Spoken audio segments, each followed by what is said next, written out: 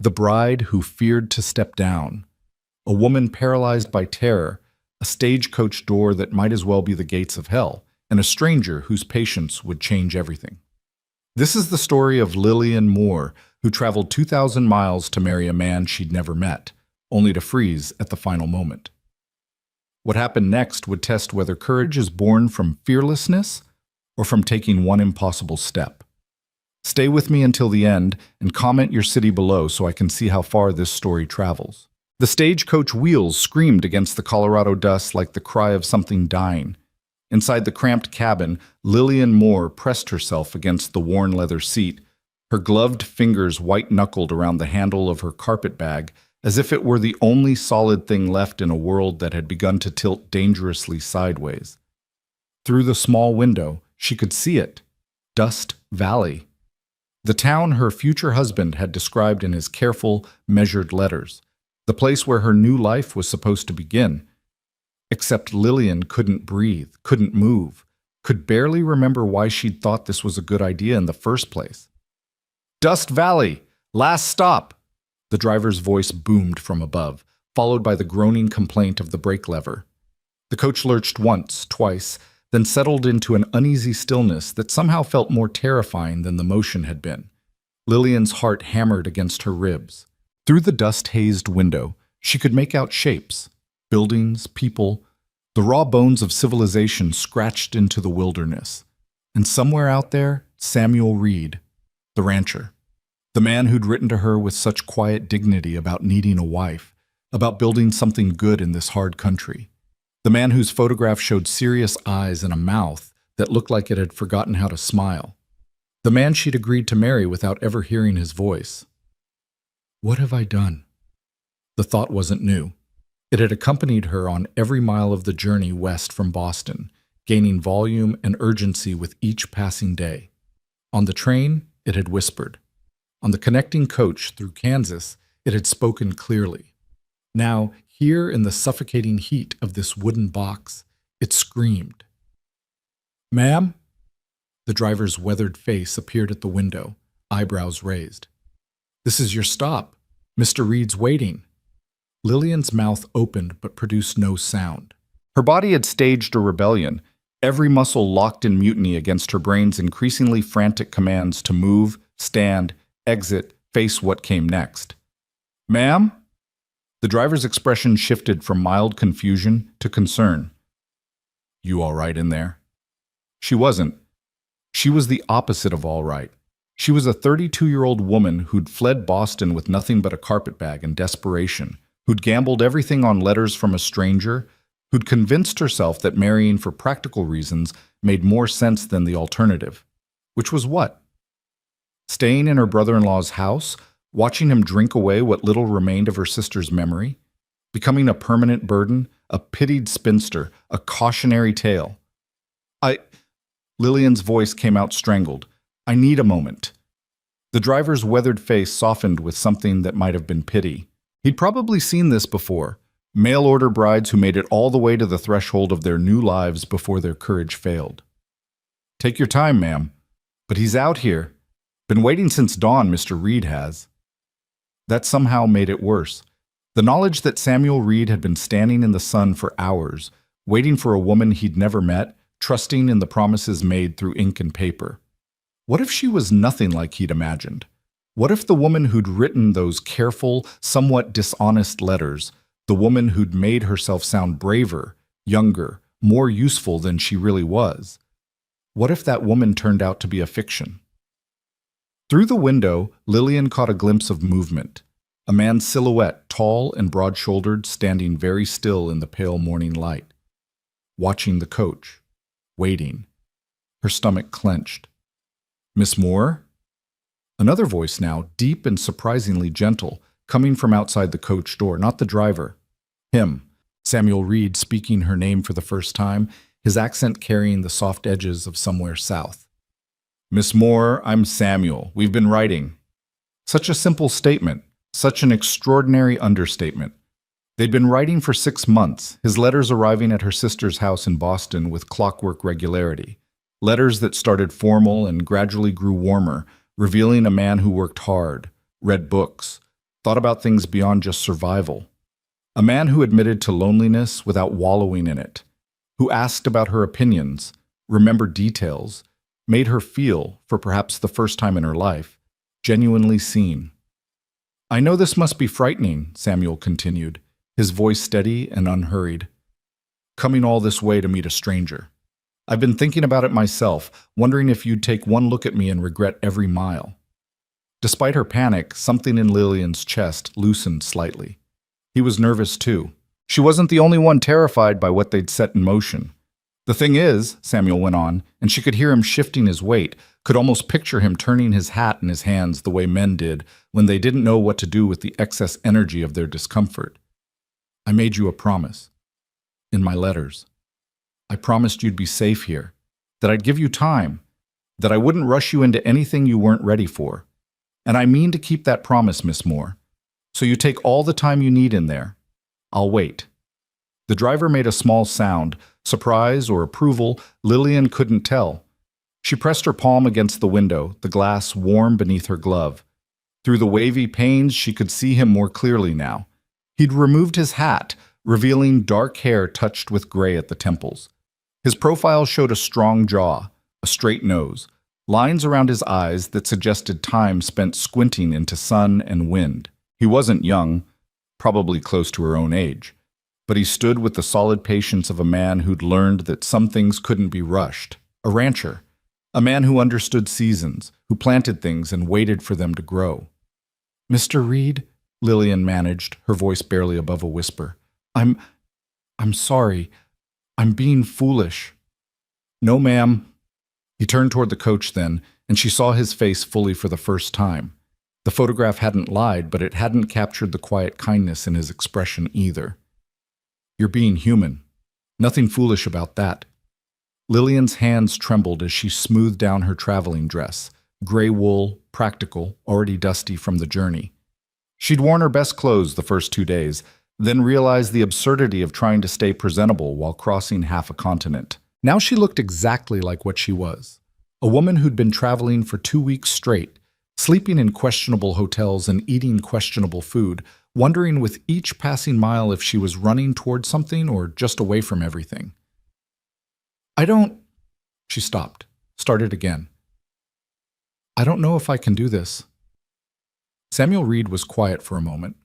When he spoke, his voice carried no judgment, no frustration, just a simple acknowledgement of truth. "You already did the hard part, Miss Moore. You got on that first train in Boston. You traveled 2,000 miles to a place you'd never seen. You came all this way on nothing but words and faith." He paused. "The rest of it? We'll figure that out together, one step at a time." One step at a time, such a small thing, such an impossibly large thing. The coach door opened. The driver had climbed down and pulled the handle, flooding the dim interior with bright Colorado sunshine. The light hurt Lillian's eyes after hours in the shadows, but she didn't look away. Couldn't, because Samuel Reed had moved closer, into her line of sight, and he was holding out his hand. Not grabbing, not demanding, just offering. His hand was large, weathered, scarred along the knuckles from work she could only imagine. A rancher's hand, a hand that had built things, fixed things, coaxed life from difficult soil. The nails were clean but permanently stained, the calluses visible even from where she sat frozen inside the coach. "You don't have to decide everything now," Samuel said softly, his eyes, brown, she noticed, deep brown with flecks of gold, meeting hers with startling directness. "You don't have to know if you'll marry me, or if you'll stay, or anything else. You just need to take this one step. Come out of the coach. Let me take you somewhere you can rest. Then we'll talk. Just talk. That's all." Lillian stared at his hand, at the possibility it represented, at the terror and the hope, and the desperate, aching need she had to believe that maybe, just maybe, she could do this, that she could be brave enough to choose something instead of just running away. Behind Samuel, Dust Valley spread out in the morning light. It wasn't much, a main street lined with wooden buildings, some painted, most not. A general store, a saloon, what looked like a church steeple in the distance. Mountains rose in the background, purple and imposing, their peaks still touched with snow despite the summer heat. It was raw and rough, and so far from Boston it might as well have been another planet. But Samuel Reed's hand remained steady, patient, waiting. Lillian Moore took a breath that felt like it might tear her apart. Then she reached out, her gloved hand trembling so badly she almost couldn't make the connection. When her fingers touched his palm, she felt the warmth through the thin cotton, felt the steadiness of his grip as he closed his hand gently around hers. "That's it," he murmured. "Just like that. Now the next step." She stood on shaking legs, her muscles cramped from hours of sitting, from days of tension. The coach doorway seemed impossibly high, the ground impossibly far. But Samuel was there, his hand firm around hers, his other hand reaching to steady her elbow as she ducked through the opening. "I've got you," he said. "Take your time." The step down from the coach felt like stepping off the edge of the world. For a moment, one crystalline, terrifying moment, Lillian was suspended between old life and new, between who she'd been and who she might become. Then her boot touched Colorado dirt, and the ground held steady beneath her. She'd made it. She was here. Samuel Reed released her elbow but kept hold of her hand, steadying her as she found her balance. Up close, he was taller than she'd expected, his shoulders broader, his presence more substantial. He smelled of soap and leather and something else, sage maybe, or the clean scent of open land. "Welcome to Dust Valley, Miss Moore," he said, and the corner of his mouth lifted in something that wasn't quite a smile but was warmer than the serious expression from his photograph. "I know it's not much to look at, but it's home." Lillian tried to respond, but her throat had closed around whatever word she might have formed. She was aware of people watching, the driver securing luggage on top of the coach, a few townspeople pausing in their business to observe the arrival of Samuel Reed's mail-order bride. The attention made her skin prickle with self-consciousness. Samuel must have noticed her discomfort because he positioned himself slightly between her and the curious onlookers, creating a small buffer of privacy with his body. "Your trunk's up top?" he asked. She nodded, still not trusting her voice. "I'll get it loaded onto my wagon. Mrs. Harper runs a boarding house just up the street. I thought you might want to stay there for a bit. Get settled, rest from your journey. She's a good woman, fair rates, and her cooking's about the best in town." He was still holding her hand, she realized, still anchoring her to this moment, this place, this decision. "That sound all right to you?" The kindness in his voice nearly undid her. All her fears during the journey, that he'd be rough, demanding, that he'd expect immediate marriage and immediate everything else. None of it matched the gentle concern of the man standing before her. He was offering her space, time, respect. "Yes," Lillian managed, the word coming out scratchy. "Thank you. That sounds—" "Yes." Samuel nodded, seemingly satisfied, and finally released her hand. The absence of his touch felt like a small loss, which startled her. "Wait here just a moment. Let me settle with the driver." He moved away, his gait easy and confident, to where the driver was wrestling her trunk from the top of the coach. Lillian watched him help with the heavy luggage, all her worldly possessions compressed into one beaten leather trunk, and tried to organize her scattered thoughts into something resembling coherence. This was Samuel Reed, her correspondent, the man whose letters had become the brightest points in her weeks, whose careful descriptions of ranch life and philosophical musings about building something good in hard country had given her the courage to leave Boston. He was real, solid, here, and she'd nearly stayed in that coach. "Miss Moore?" Lillian turned to find a woman approaching, older, perhaps 60, wearing a practical calico dress and an expression of warm curiosity. Her hair was steel gray, pulled back in a sensible bun, and her face had the weathered look of someone who'd spent decades in this climate. "I'm Dorothy Harper," the woman said, her voice carrying the brisk efficiency of someone used to managing things. "I run the boarding house. Samuel asked me to come meet you, make sure you had a friendly face in all this newness." "Oh," Lillian felt herself flush. "That's very kind." Mrs. Harper's eyes were sharp but not unkind as they assessed Lillian from dusty boots to travel-worn hat.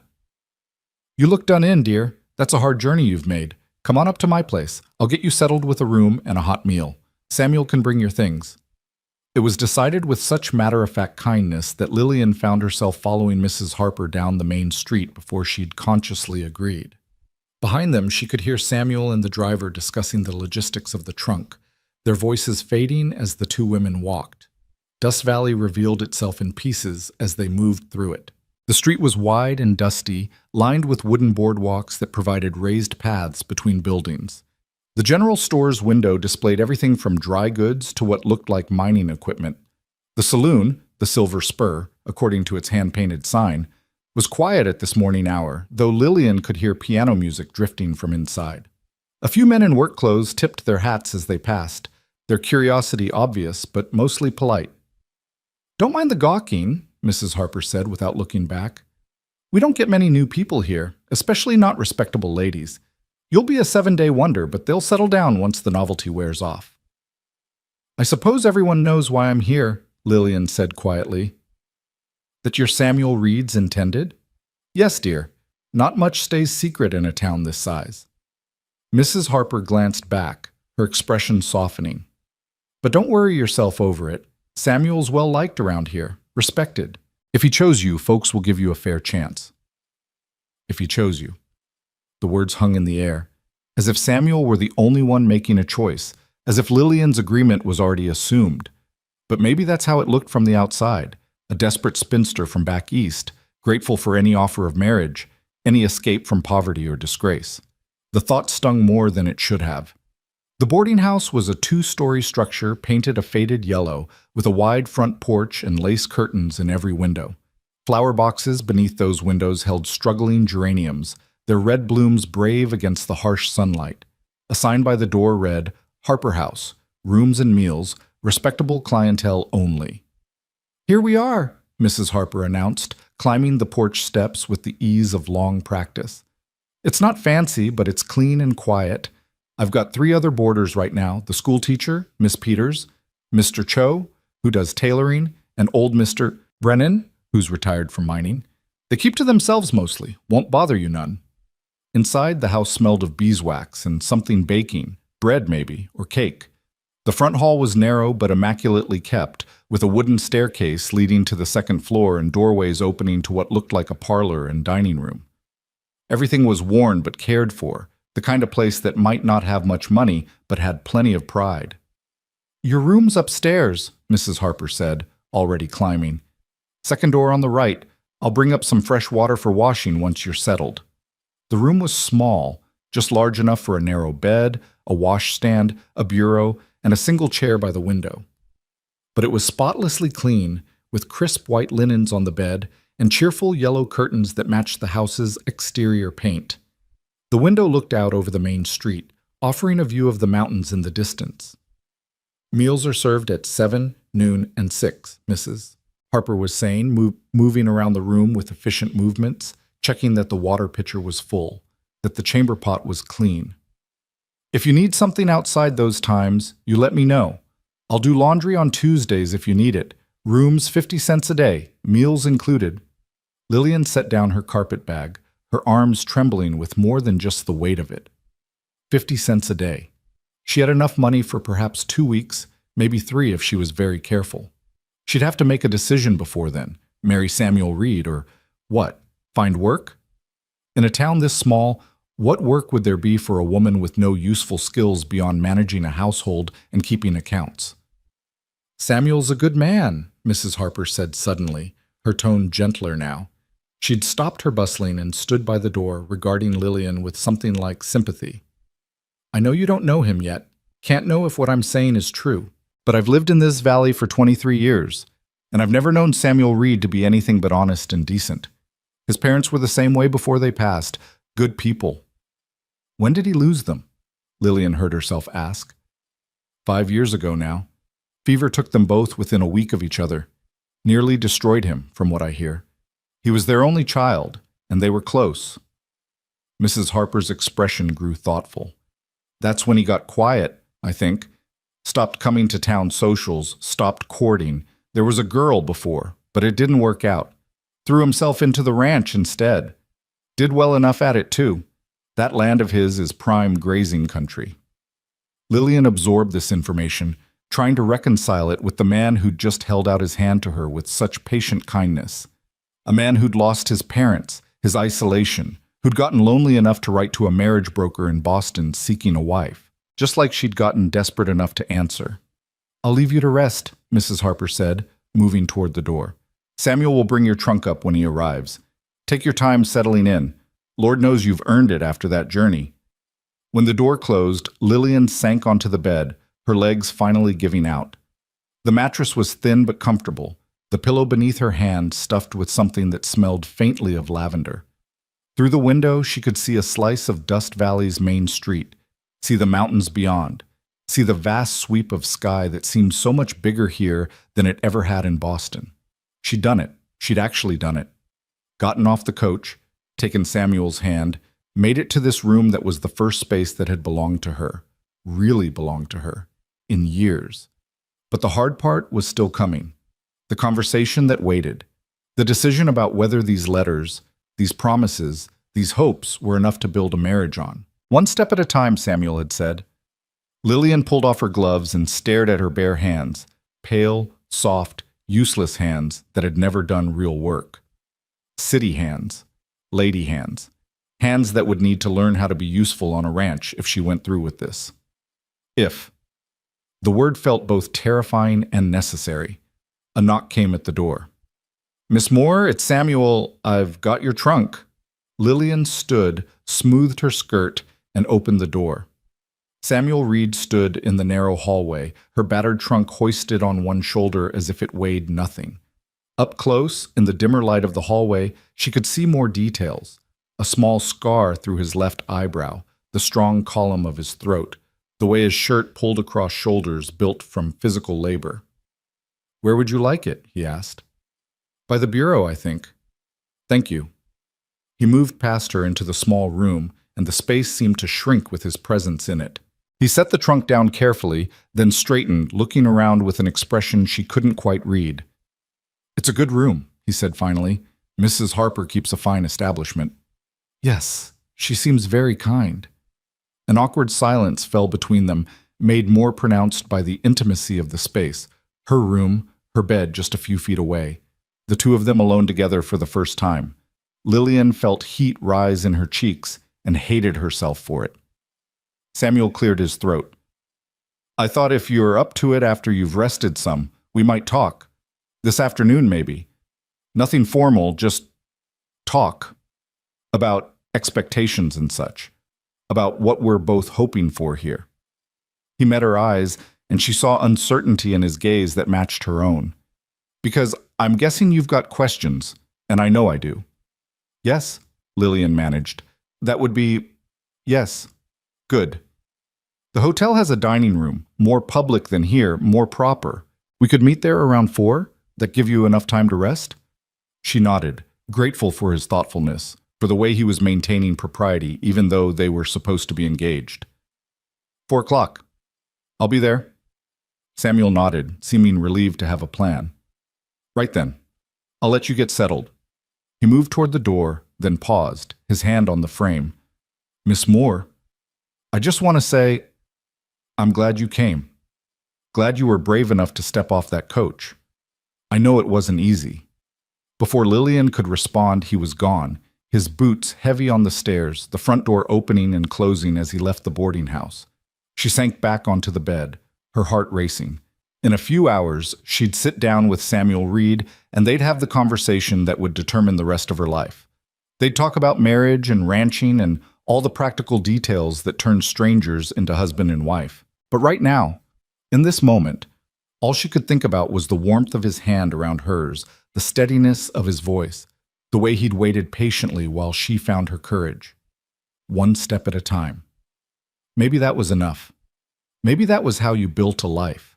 Not in grand gestures or passionate declarations, but in small acts of trust, in hands held out and hands that reached back. Lillian pulled her trunk closer and opened it, the familiar smell of her old life rising from the carefully packed contents. Everything she owned, everything she was, compressed into this one container. She'd have to unpack it now, put her things in the bureau drawers, hang her dresses in the narrow wardrobe. She'd have to make this room her home, at least for now. Through the window, the Colorado sun blazed down on Dust Valley, and somewhere out there was a ranch where Samuel Reed had scrubbed floors and hung curtains, preparing a home for a woman he'd never met.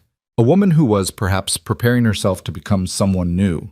Lillian stood before the small mirror above the washstand, her fingers fumbling with the buttons of her gray traveling dress. 4 o'clock approached with the inevitability of a storm, and she felt no more prepared for this conversation than she had for stepping off that stagecoach. Her reflection showed a woman she barely recognized, pale, exhausted, her dark hair escaping its pins in ways that would have horrified her sister back in Boston. Boston. The very thought of it seemed to belong to another lifetime now. She'd managed to sleep for an hour after Samuel left, a fitful rest punctuated by dreams of endless prairies and faceless strangers. When she woke, the sun had shifted across the floor of her small room, and Mrs. Harper had left a pitcher of fresh water and a plate of sandwiches outside her door. The kindness of that gesture had nearly brought tears to Lillian's eyes. Such a simple thing, but it spoke of thoughtfulness, of care, of a community that might possibly welcome her. Now, with 20 minutes until she was supposed to meet Samuel, Lillian wrestled with her appearance and her anxiety in equal measure. She'd changed into her better dress, still gray, still practical, but at least clean and less wrinkled. She'd managed to pin her hair into something approaching respectability, but her hands wouldn't stop shaking, and her stomach churned with a nervousness that made her regret eating those sandwiches. What would they talk about? What did two strangers discuss when deciding whether to bind their lives together? In her correspondence with Samuel, they'd written about books and weather, about his ranch and her life in Boston, carefully edited versions of truth, pleasant letters that revealed enough to seem honest while hiding anything too painful or complicated. But sitting across from each other, looking into each other's eyes, could they maintain those careful fictions? Did she even want to? A knock on her door made her jump. "Miss Moore? It's Dorothy Harper. Just checking if you need anything before you meet Samuel." Lillian opened the door to find the older woman holding a shawl of soft blue wool. "Evenings get cool here, even in summer," Mrs. Harper said, offering the garment. "You'll want this. And don't look so terrified, dear. Samuel Reed's not going to eat you." "I'm not terrified," Lillian protested weakly. Mrs. Harper's expression suggested she wasn't fooled. "You're about to have a conversation that will determine your whole future. Of course you're terrified, but here's what I'll tell you. Samuel's as nervous as you are, probably more. He's been pacing outside the hotel for the past half hour like a condemned man."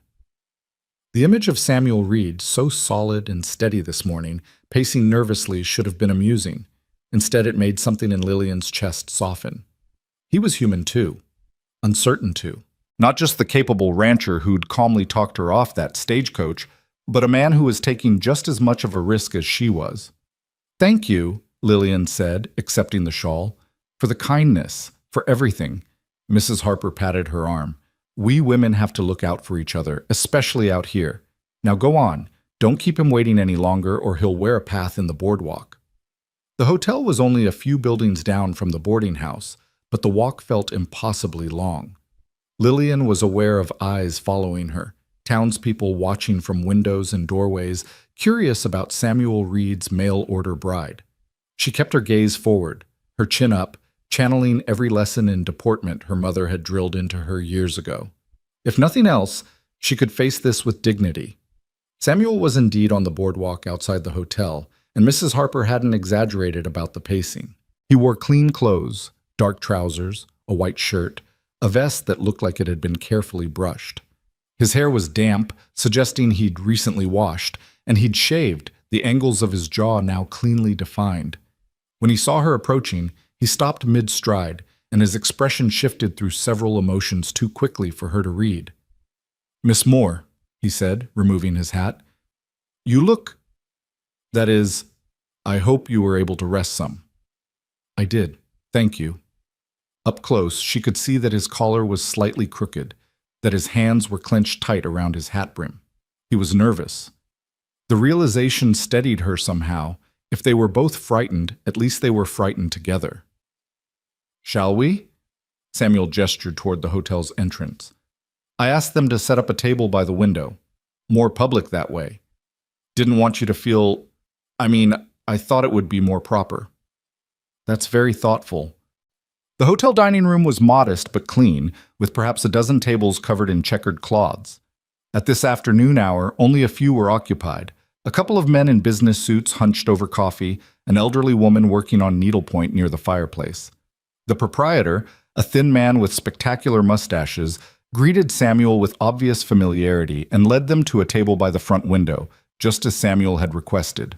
Lillian sat, arranging her skirts, hyper-aware of Samuel taking the chair across from her. The table was small enough that their knees almost touched underneath it. The window beside them offered a view of the main street, of the mountains beyond, of this whole strange new world she'd entered. "Coffee?" the proprietor asked. "We've got some cake too, if you're interested. My wife made it fresh this morning." "Coffee for me," Samuel said, then looked at Lillian. "Miss Moore?" "Tea, if you have it. And yes, cake would be lovely." When the proprietor departed, silence fell between them. Not quite comfortable, not quite awkward, but weighted with all the things they needed to say and didn't know how to begin. Samuel's fingers drummed once on the table, then stilled as if he'd consciously stopped himself. Lillian folded her hands in her lap, then unfolded them, then folded them again. "This is strange," Samuel said finally, and there was something almost rueful in his voice. "I've been thinking about what to say for weeks now, planning it out. And now that you're sitting here, every word I'd prepared has just gone." Despite her nerves, Lillian felt her mouth curve slightly. "I know what you mean. I practiced speeches on the entire train ride. Very eloquent speeches. Can't remember a single one now." Samuel's shoulders relaxed a fraction.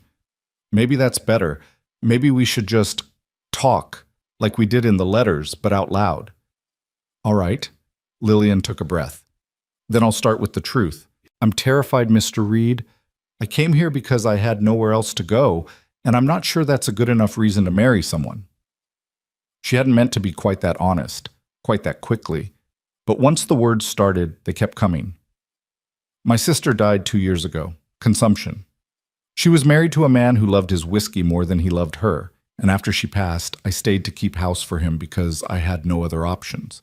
No money, no prospects, no skills that anyone would pay for.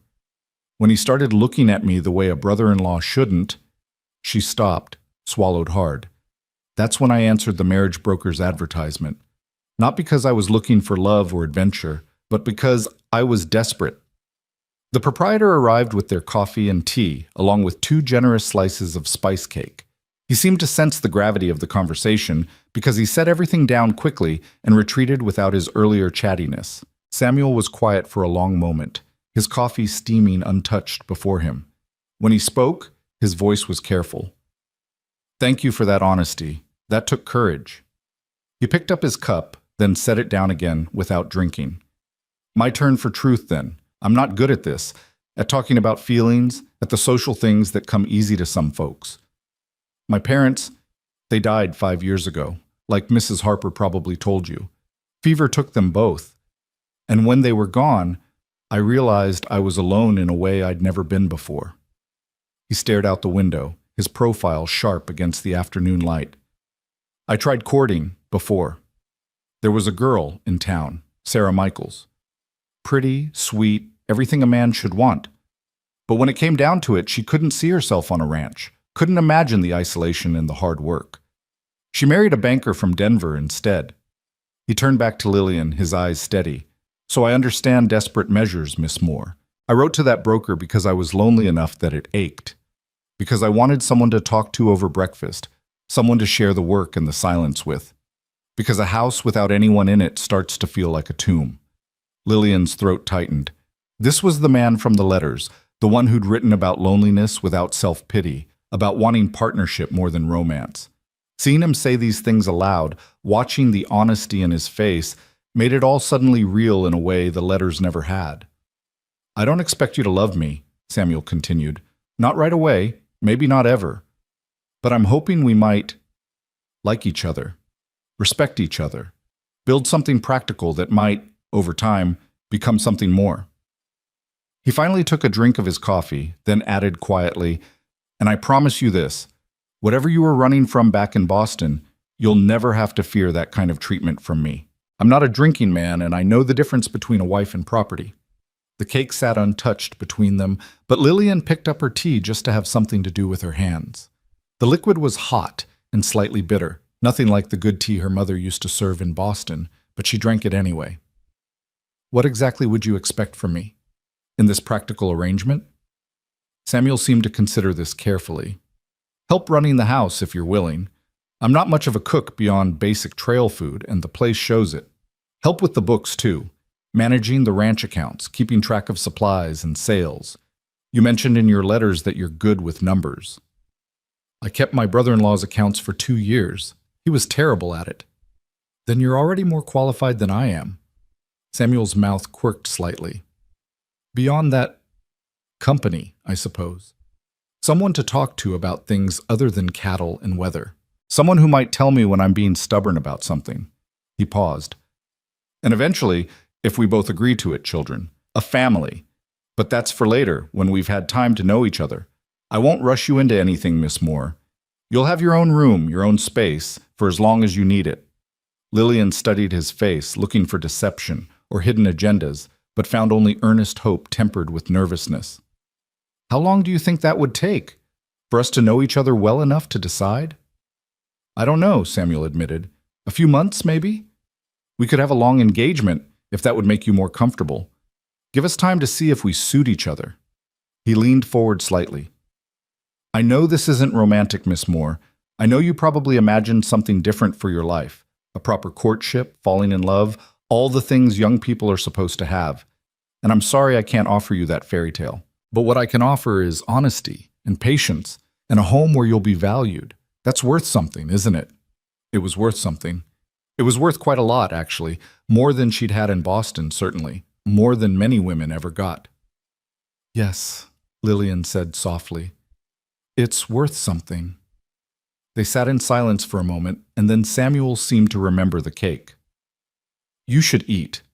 My aunt used to say no serious decision should be made on an empty stomach. Lillian took a bite, and despite everything, she had to suppress a sound of pleasure. It was good cake, moist and perfectly spiced, with a hint of cinnamon and nutmeg that reminded her of autumns in New England. This is excellent. Mrs. Hendricks is known for her baking. Her pies win the county fair every year. Samuel ate some of his own slice, then added, If you decide to stay, you'll meet her properly. She and her husband run this hotel. Good people. Most folks here are good people, actually. Hardworking, honest. They'll be curious about you at first, but once they get used to you being here, they'll welcome you in. Tell me about them, Lillian said impulsively. About the town. About your neighbors. I want to know what I'd be joining. Samuel's face brightened with something like relief, as if he'd been hoping she'd show interest, hoping she'd see beyond just her own fears to the life he was offering.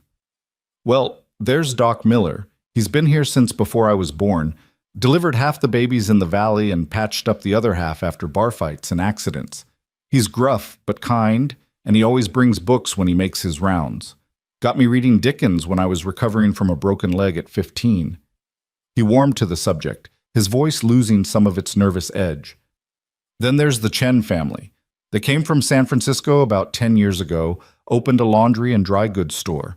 Their daughter May teaches some of the children Chinese and English both. Smart as anything, that girl. And Father Brennan at the church? He's Catholic, but we're short on clergy out here, so he does services for anyone who wants them, regardless of denomination. Gives good advice, too, if you ever need someone to talk to. Lillian listened, beginning to build a mental picture of Dust Valley, not just a rough frontier town, but a community of people trying to make lives in hard country. It sounds like a good place. It is. It's not Boston, won't ever be. No theaters or symphonies or fancy shops. But it's real. People here depend on each other, help each other through the hard times. Samuel finished his cake and pushed the plate aside. My ranch is about 5 miles out of town. Not too far for visiting when the weather's good, but isolated enough that you'd be on your own most days. I need to be honest about that. It can be lonely, especially at first. I'm used to lonely, Lillian said quietly. Samuel's eyes met hers with understanding. Maybe we both are. Maybe that's why this could work. They talked for another hour, the conversation gradually becoming easier as the initial awkwardness faded. Samuel told her about his ranch, 300 acres of grazing land, a herd of about 50 cattle, a few horses, chickens, and a milk cow. The house was small, but solid, built by his father 20 years ago and maintained with care. There was a vegetable garden that had mostly gone to weeds since his mother's death, a barn that needed some repair, and a creek that ran through the property providing fresh water year-round. Lillian, in turn, told him more about her life in Boston, not the desperate part she'd already revealed, but the better memories. The way her mother had taught her to arrange flowers and manage a household. Her father's small library, where she'd spent hours reading anything she could reach. Her sister Elizabeth's laugh, which had been rare but beautiful when it came. "You miss her," Samuel observed gently. "Every day. She was 5 years older than me, practically raised me after our mother died. When she married Thomas, I thought she'd be happy, but he changed after the wedding. Or maybe he was always like that and hid it well." Lillian's fingers tightened around her teacup. "I couldn't save her. Couldn't make her leave him. Couldn't make him treat her better. And watching her slowly give up, slowly fade, that was worse than her dying, in some ways." Samuel reached across the table then, his hand stopping just short of touching hers, a gesture of comfort that respected her space. "You can't save someone who doesn't want to be saved. That's a hard lesson, but it's true." His voice carried the weight of his own losses. "When my parents died, I kept thinking I should have noticed they were sick sooner, should have gotten the doctor faster, should have done something different. But Doc Miller told me that sometimes there's nothing to be done. Sometimes terrible things happen despite our best efforts." "How did you cope after they were gone?" "Work, mostly. I threw myself into the ranch, into keeping busy every hour of every day so I wouldn't have time to think." Samuel's expression grew rueful. "It helped, but it also kept me from actually dealing with the grief. Just buried it under exhaustion. Took me a few years to understand that I'd isolated myself so thoroughly that I was barely living, just existing, going through motions. That's when I realized I needed to change something, needed to let someone in again. And that led to the letter to the marriage broker." "That led to you," Samuel corrected softly. The words hung in the air between them, weighted with possibility and hope and fear, all tangled together. Outside the window, the afternoon sun was beginning its slide toward evening, painting the mountains in shades of gold and amber.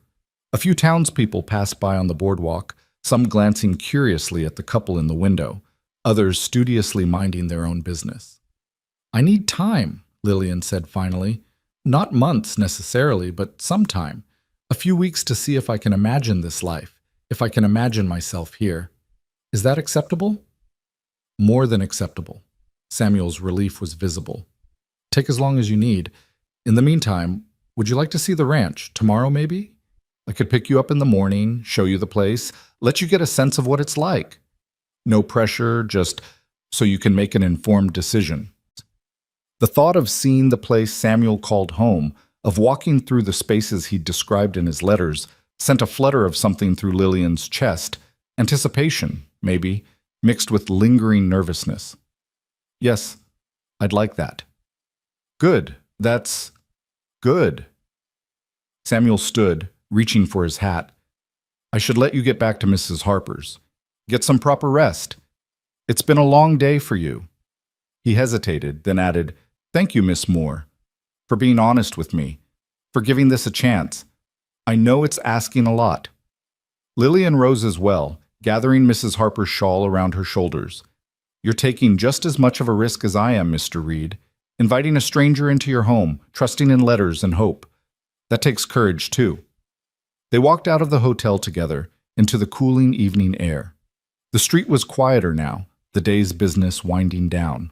Samuel walked her back to the boarding house, maintaining a respectful distance, but close enough that their arms almost brushed.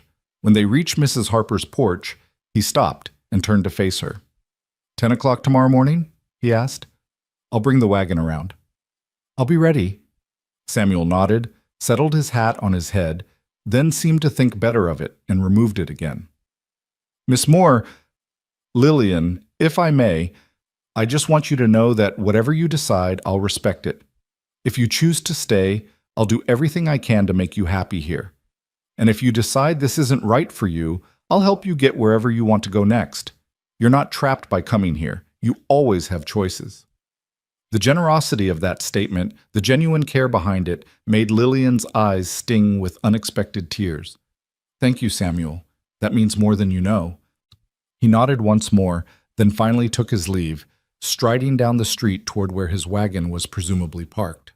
Lillian watched until he turned the corner and disappeared from view, then went inside to find Mrs. Harper waiting in the parlor with knowing eyes and a pot of fresh tea. "Well?" the older woman asked. "How did it go?" "I don't know," Lillian admitted, sinking into the offered chair. "Good, I think. He's a good man, isn't he?" "I told you so this morning," Mrs. Harper said, pouring tea. "Samuel Reed is one of the best men I've known in my 23 years here. Reliable, honest, hard-working. His parents raised him right, and he's patient, which you'll need if you're going to adjust to ranch life. He's taking me to see the place tomorrow." "Good. You should see it. Walk through it. Imagine yourself there. A home says a lot about the person who keeps it." Mrs. Harper handed her a cup. "And you should know, the townspeople are already talking about you, wondering if you'll stay, if you're suitable for Samuel. Some are betting you'll run back to Boston within a month." The bluntness of it stung, but Lillian appreciated the honesty. "What are you betting?" Mrs. Harper's eyes crinkled with a smile. "I'm betting you're stronger than you look.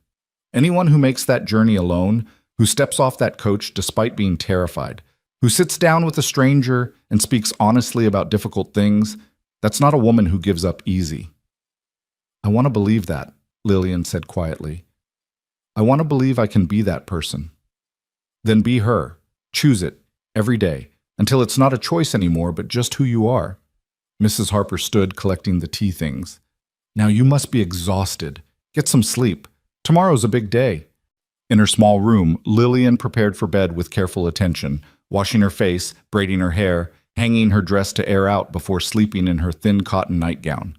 Through the window, she could see stars beginning to appear in the darkening sky, more stars than she'd ever seen in Boston, where city lights drowned them out.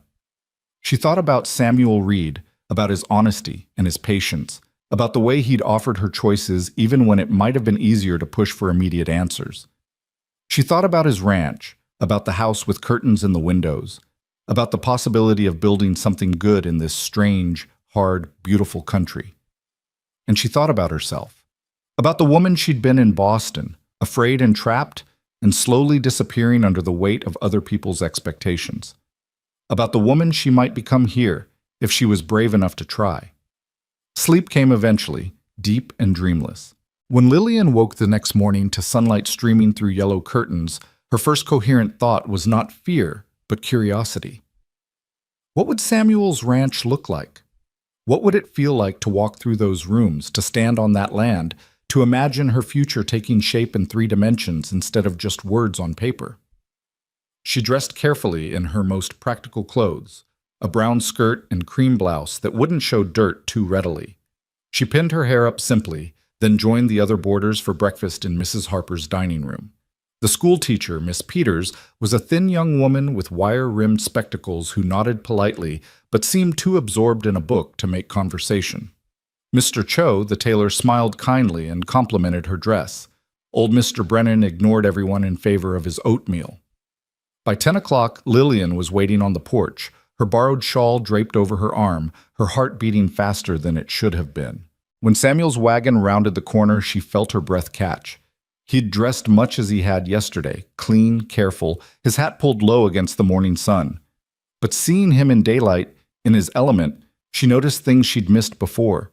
The easy way he handled the horses, the confidence in his posture, the sense that he belonged to this landscape in a way she might never manage.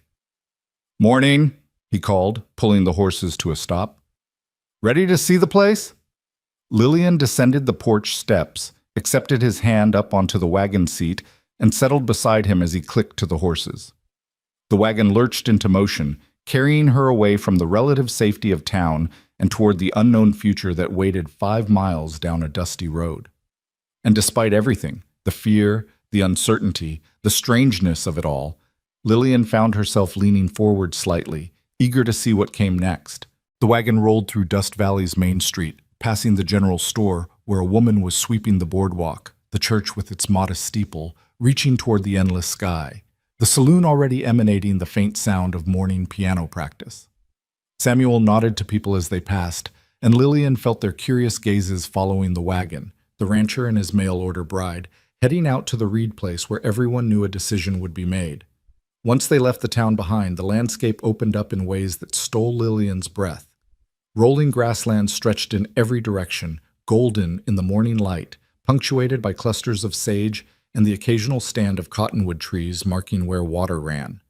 The mountains rose in the distance like sentinels, their peaks still touched with snow that seemed impossibly white against the deep blue sky. The air smelled different out here, clean and sharp, carrying hints of sage and earth and something wild that had no name. "It's beautiful," Lillian said, breaking the companionable silence that had settled between them. Samuel glanced at her, seeming pleased. "It grows on you. When I was young, I thought it was boring, too much space, not enough happening. But after I went to Denver for a year to learn ranching from my uncle, I couldn't wait to get back. All those buildings and people and noise, it felt like I couldn't breathe properly." He guided the horses around a rut in the road. "Out here, you can hear yourself think." "What do you think about? Out here in all this quiet?" "Depends on the day." Samuel's expression grew thoughtful. "Sometimes practical things. Which pasture needs rotating, when to take the cattle to market, whether that section of fence will hold through winter.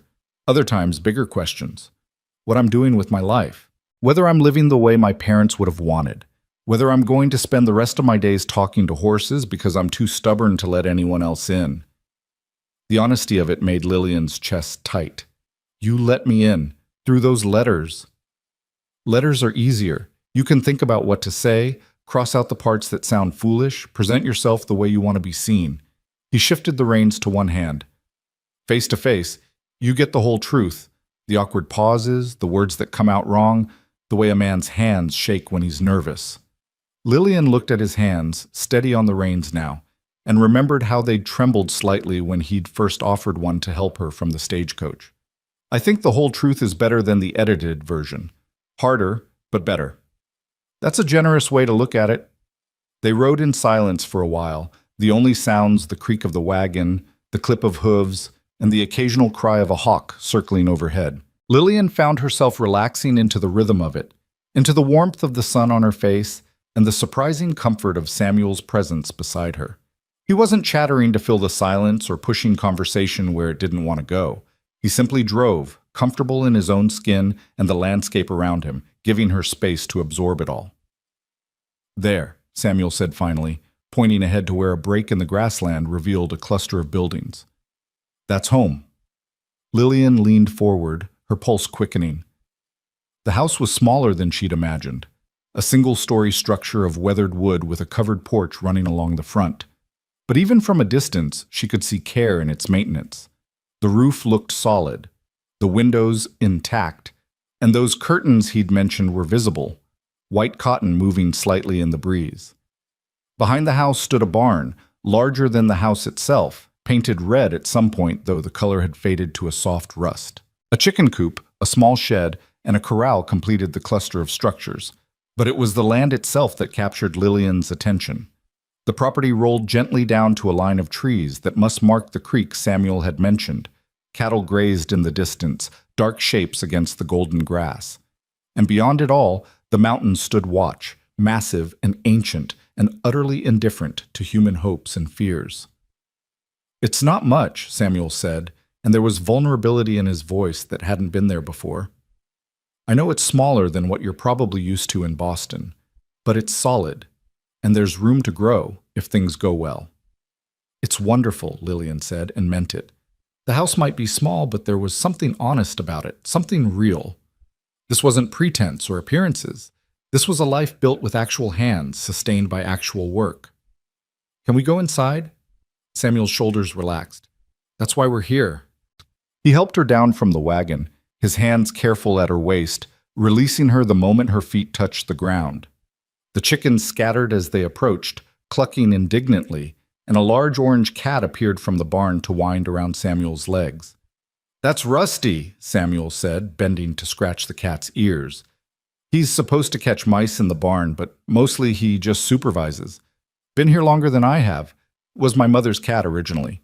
Lillian knelt, extending her hand for Rusty to sniff. The cat regarded her with inscrutable yellow eyes for a moment, then bumped his head against her fingers in apparent approval. I think he likes me. Rusty's a good judge of character. My mother always said so. Samuel straightened. Ready to see inside? The porch steps were solid under Lillian's feet, and she noticed details as they climbed. A rocking chair positioned to catch the evening sun. A few pots that had once held flowers but now held only dry soil. A pair of work boots set neatly by the door. Samuel opened the door, which wasn't locked, and gestured for her to enter first. The interior was dim after the bright sunlight, but as Lillian's eyes adjusted, she began to make out details. They'd entered directly into a main room that served as both kitchen and living area.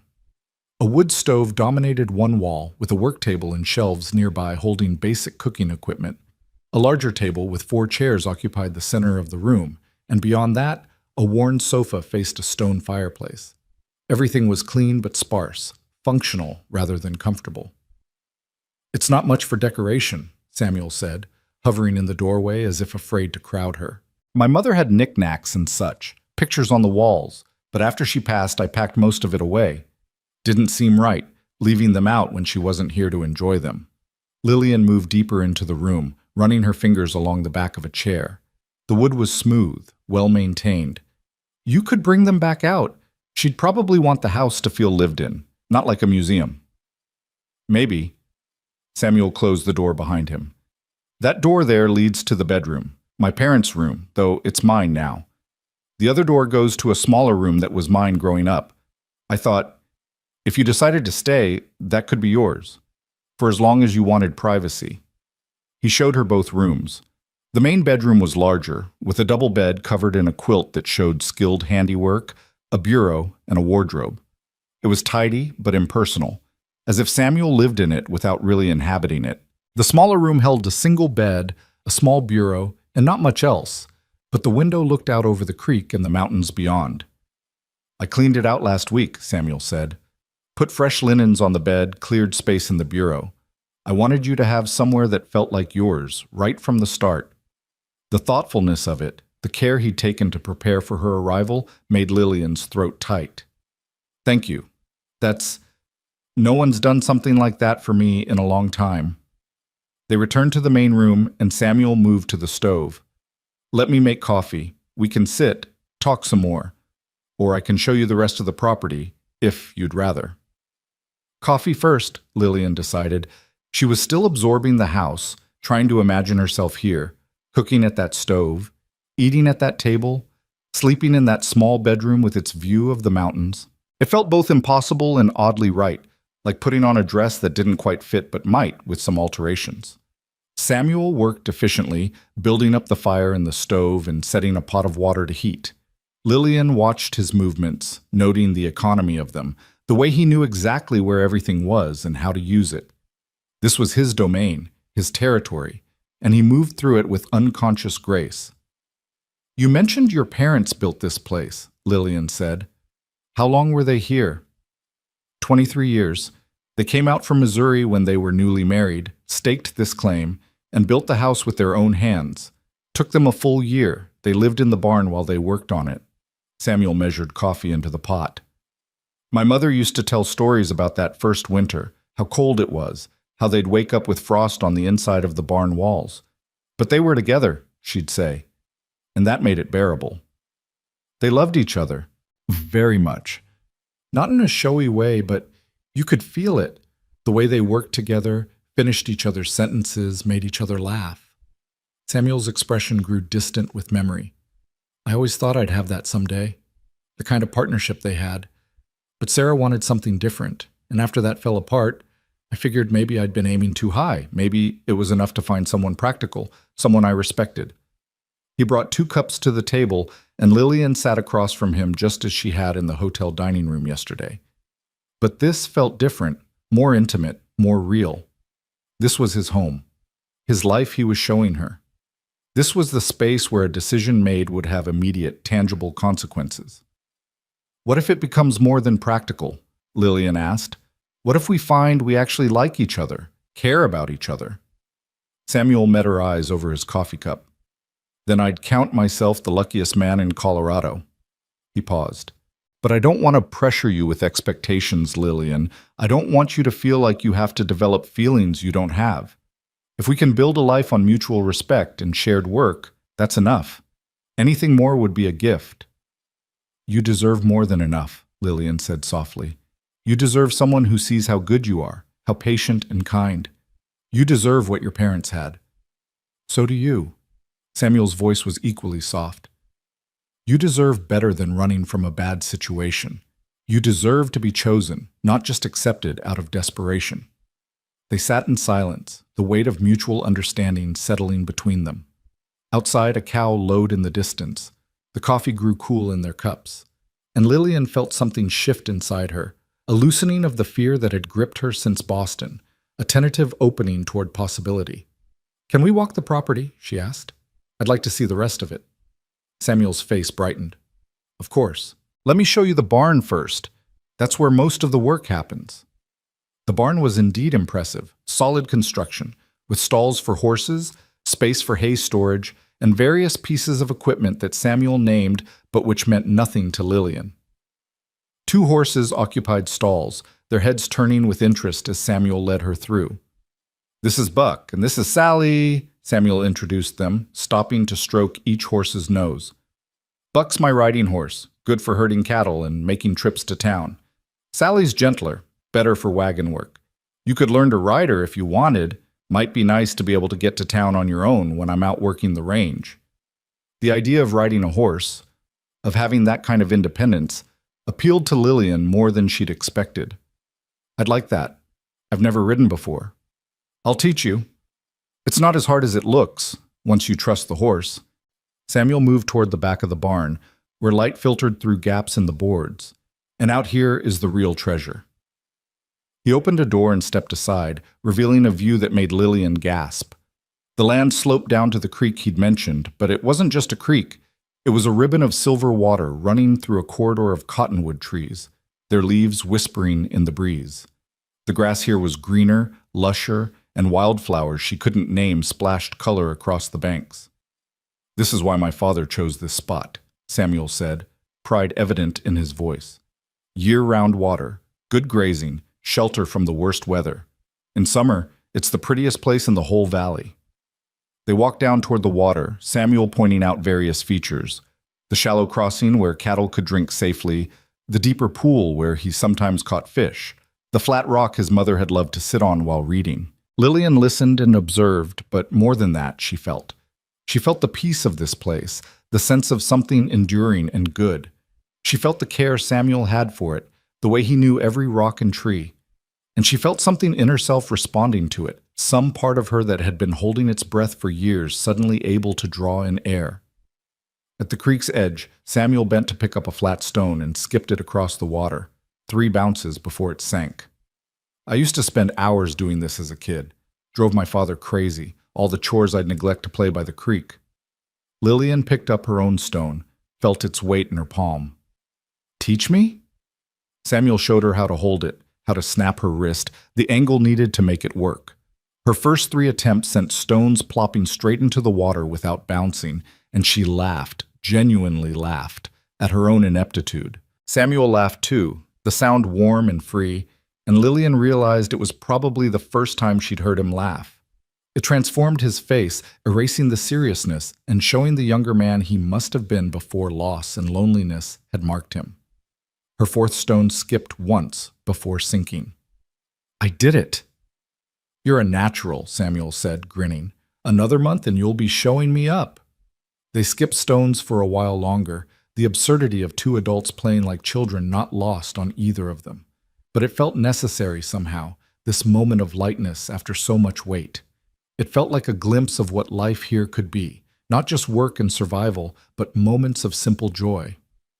Eventually, they walked back toward the house, taking a different path that led through the overgrown vegetable garden Samuel had mentioned. Posts and string marked where rows had once been orderly, but now weeds had taken over, though Lillian could make out the struggling shapes of tomato plants and what might have been beans. My mother's pride, Samuel said, his voice tinged with sadness. She could grow anything. After she died, I tried to keep it up, but I don't have her touch. Everything I plant either drowns or dries up. Lillian knelt, pushing aside weeds to reveal a patch of herbs, mint, she thought, and possibly sage. Still alive despite neglect, stubbornly growing. It just needs attention, someone who understands it. She looked up at Samuel. I helped my mother with her garden in Boston.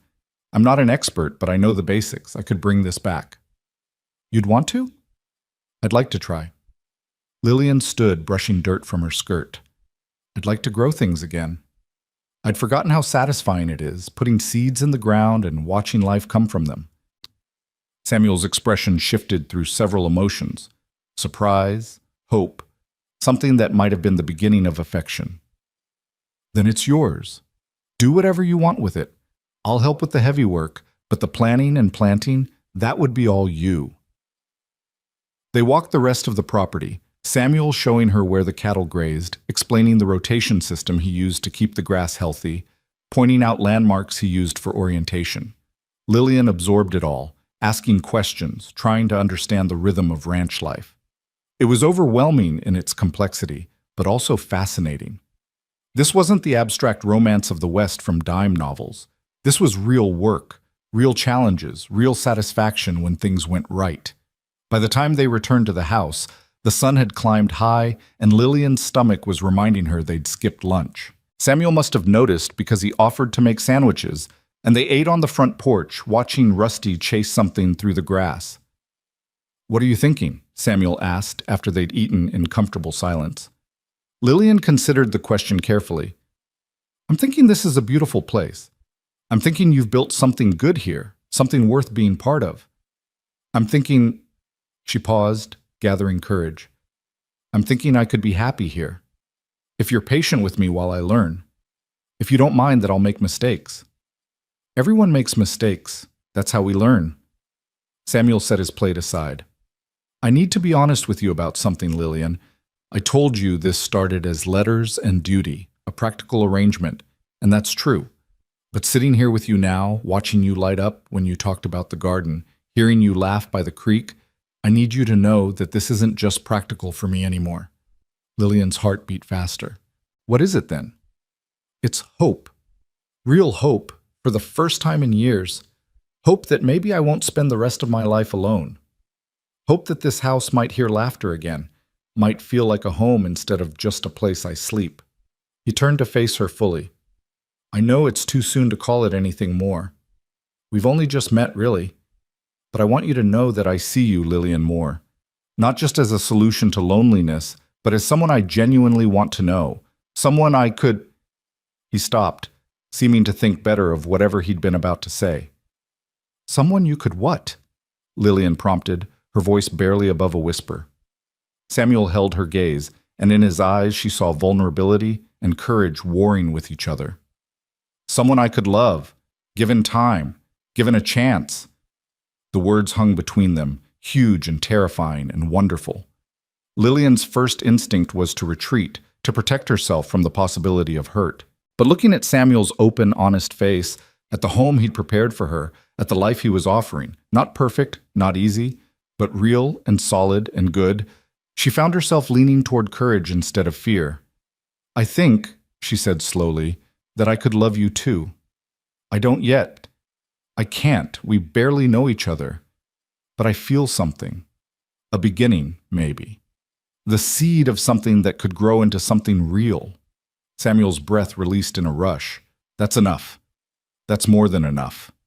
They sat together on the porch as the afternoon wore on, talking about smaller things now that the largest truth had been spoken. Samuel told her about the neighbors. The nearest ranch was 3 miles east, owned by the Johnsons, a family with 5 children who might appreciate Lillian's company. There was a small school in town that was always looking for help with teaching. The traveling preacher came through once a month to hold services. Lillian told him about her hopes for the garden, about the books she'd brought with her in that trunk, about her fear of cattle, but willingness to learn. They discussed practical matters, how much money she had left, whether she should keep the room at Mrs. Harper's or move to the ranch sooner, what kind of engagement period would be appropriate. The reverend who comes through, his name's Father Brennan, he's the one I mentioned. He usually suggests a month's engagement minimum, Samuel said. Gives couples time to know each other, to be sure. But we could make it longer if you wanted. 2 months, 3, whatever you need. A month feels both too short and too long, Lillian admitted. Too short to know someone fully, too long when every day at Mrs. Harper's costs money I don't have much of. I'll pay for the room, Samuel said immediately. That's not a burden or a loan. Consider it an investment in our future. I want you to have time to be sure without worrying about finances. That's generous, but no buts. I mean it, Lillian. I'm not trying to buy your agreement or put you in debt to me. I'm trying to give you the space to choose freely. He stood, stretching his legs. It's getting late. I should get you back to town before Mrs. Harper starts worrying. The ride back was quieter than the ride out, but the silence felt different now, full of possibility rather than awkward with uncertainty. Lillian found herself studying Samuel's profile, the way his hands held the reins, the set of his shoulders. This man who'd been a stranger yesterday was becoming real to her, three-dimensional, someone she could imagine beside her through seasons and years. When they reached Mrs. Harper's boarding house, the sun was beginning its descent toward the mountains, painting everything in warm gold light. Samuel helped Lillian down from the wagon, his hands lingering at her waist a moment longer than necessary. "Thank you for today," Lillian said, "for showing me your home, for your honesty. Thank you for giving it a chance. For giving me a chance." Samuel stepped back, maintaining propriety despite what Lillian suspected was an urge to stay close. "I'll come by tomorrow, if that's all right. Maybe we could walk around town some, let people meet you properly. The sooner you feel part of the community, the easier the adjustment will be." "I'd like that." Samuel nodded, climbed back onto the wagon, then paused before taking up the reins.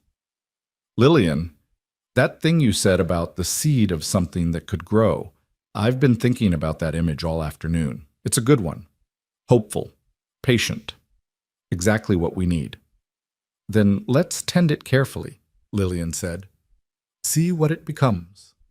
She watched him drive away, then turned to find Mrs. Harper watching from the parlor window with an expression that suggested she'd witnessed the entire farewell. When Lillian entered, the older woman was already pouring tea. "So?" Mrs. Harper asked without preamble. "Did you like the ranch?" "I loved it," Lillian admitted, accepting the teacup. "It's beautiful and lonely, and exactly what he described. And Samuel—" She paused, searching for words. "He's exactly what he seemed in the letters. Maybe better." "Better how?" "He's giving me choices. He's not rushing me or demanding anything. He's just hoping. And somehow that makes me want to choose him even more than if he were pushing." Mrs. Harper smiled knowingly. "That's Samuel for you. His parents taught him that anything worth having is worth waiting for. And you're definitely worth waiting for, dear." That night, Lillian lay in her small rented room and thought about the day.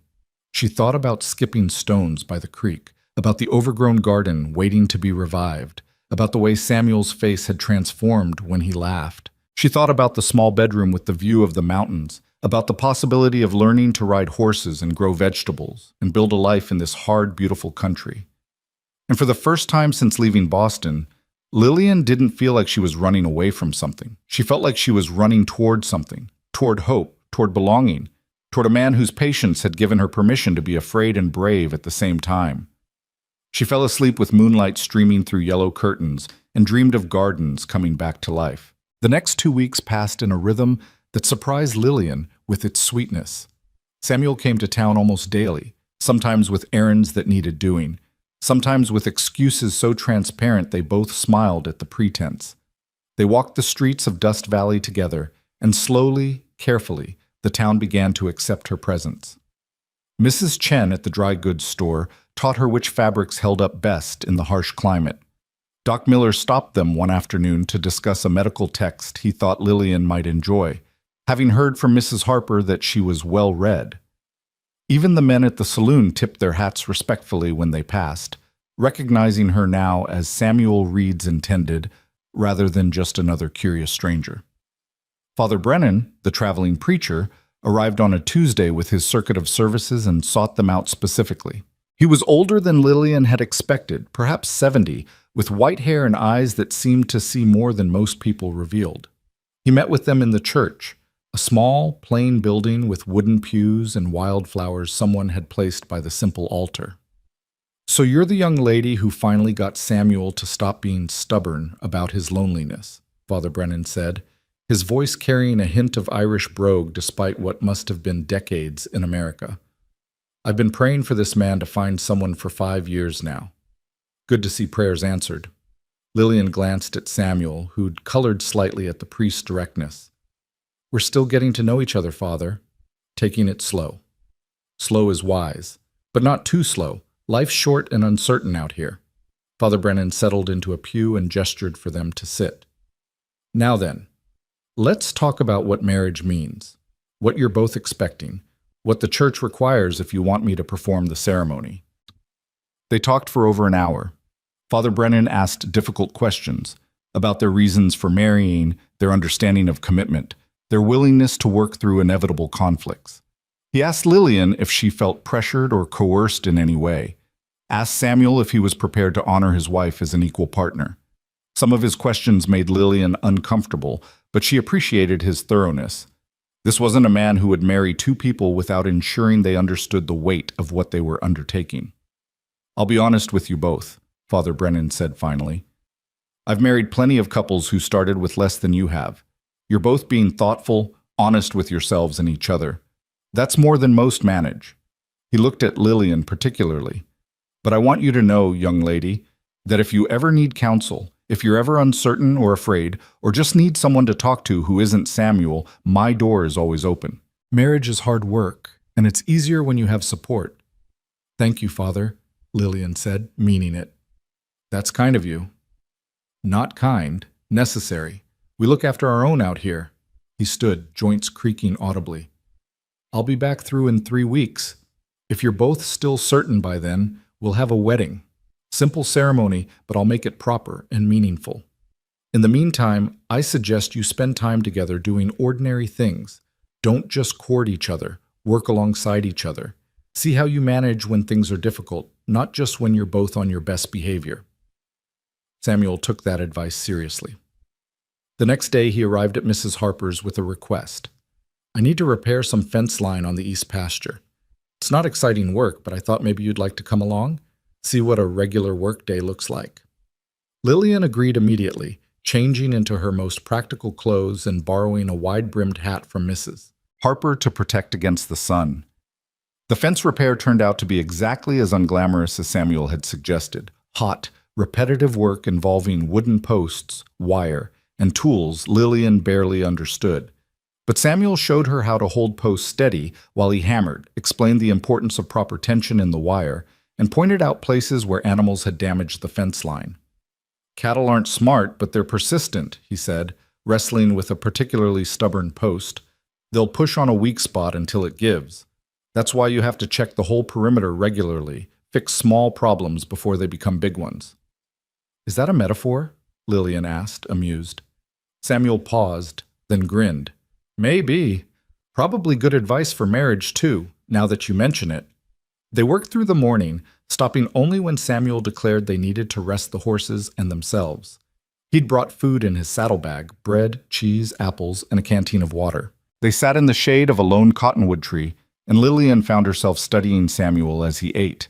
His shirt was damp with sweat, his hands dirty from work, and there was a smudge of mud on his jaw that he seemed unaware of.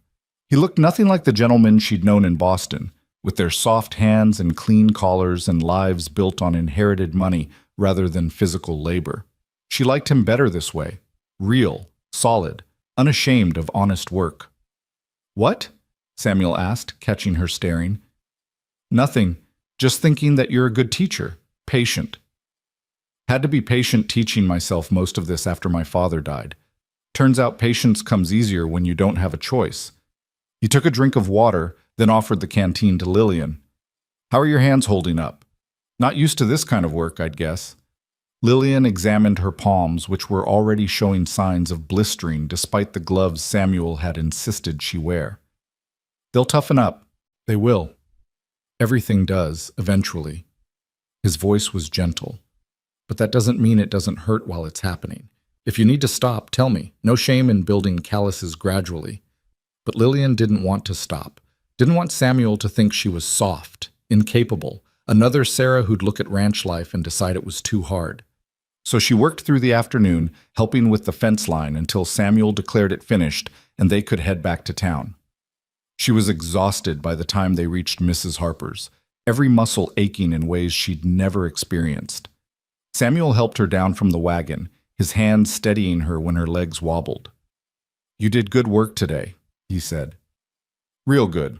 I know it probably doesn't feel like much, fixing fence line, but it matters. Keeps the cattle safe, prevents losses. You helped with something important." The praise warmed her more than it probably should have. "Can I come again? When you have other work days?" Samuel's face lit up. I'd like that. I'd like that very much." Mrs. Harper took one look at Lillian when she came inside and immediately drew a bath, insisting she soak her aching muscles and blistered hands. Later, over dinner with the other boarders, the school teacher Miss Peters commented on Lillian's sunburned nose and work-roughened appearance. "You're really going through with it then?" Miss Peters asked. "Marrying into ranch life?" "I think so, yes. It's hard work, harder than most people realize." Miss Peters' voice wasn't unkind, just factual. "I teach the ranch children, the ones whose families live too far out to come to town regularly. I see what that life does to people. The isolation, the endless labor, the way the weather and the land make every day a challenge." "But you also see the families who thrive," Mrs. Harper interjected firmly. "The ones who make it work, who build good lives out here. Don't discourage the girl." "I'm not discouraging, just being honest." Miss Peters turned to Lillian. "But if you're willing to work hard, if you're willing to learn, you'll do fine. Samuel Reed's a good man, better than most I've met out here." That night, soaking her blistered hands in the salve Mrs. Harper provided, Lillian thought about what Miss Peters had said.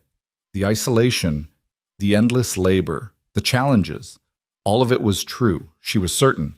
But what the schoolteacher hadn't mentioned was the satisfaction she'd felt helping repair that fence line, the way Samuel's praise had made her feel valued, the sense that she was building something real rather than just existing in the margins of someone else's life.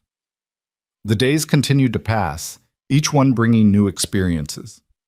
Samuel took her to meet the Johnson family at the neighboring ranch, where Lillian was immediately swept up by Mrs. Johnson, a cheerful, bustling woman with flour perpetually on her apron, and her 5 children ranging from 3 to 14. The children were curious and surprisingly welcoming, the younger ones showing Lillian their collection of interesting rocks, while the older ones peppered her with questions about Boston. "Do you miss the city?" asked Emma, the 14-year-old, her eyes dreamy with imagination. "All the people and shops and excitement?" Lillian considered the question honestly. "Sometimes I miss certain things, good bookstores, theater performances, the convenience of having everything close by. But I don't miss the crowds, the noise, the feeling of being anonymous in a sea of people." "Samuel's ranch is pretty isolated," Mr. Johnson said, joining the conversation. He was a weathered man with kind eyes and strong opinions. "Even more than ours. You'll be on your own a lot while he's working the range. Some women find that hard." "Some women thrive in it," Mrs. Johnson countered, shooting her husband a meaningful look. "Don't project your assumptions, Henry. Let the girl discover for herself what she likes." But the warning had been given, added to the growing list of cautions well-meaning people kept offering. The isolation, the loneliness, the hardship. As if Lillian hadn't already considered these things, hadn't already weighed them against the alternative of returning to Boston with nothing and no one. Samuel must have sensed her growing anxiety, because a few days later he arrived with a different kind of invitation. "There's a dance this Saturday at the town hall. Nothing fancy, just locals gathering to socialize and forget about work for an evening. I thought maybe you'd like to go. Meet more people in a setting that's less about evaluating your ranching potential and more about just having fun." Lillian hadn't been to a dance in years. The thought of it sent a flutter of nervousness through her chest, but also something else. Anticipation. "I don't have anything appropriate to wear."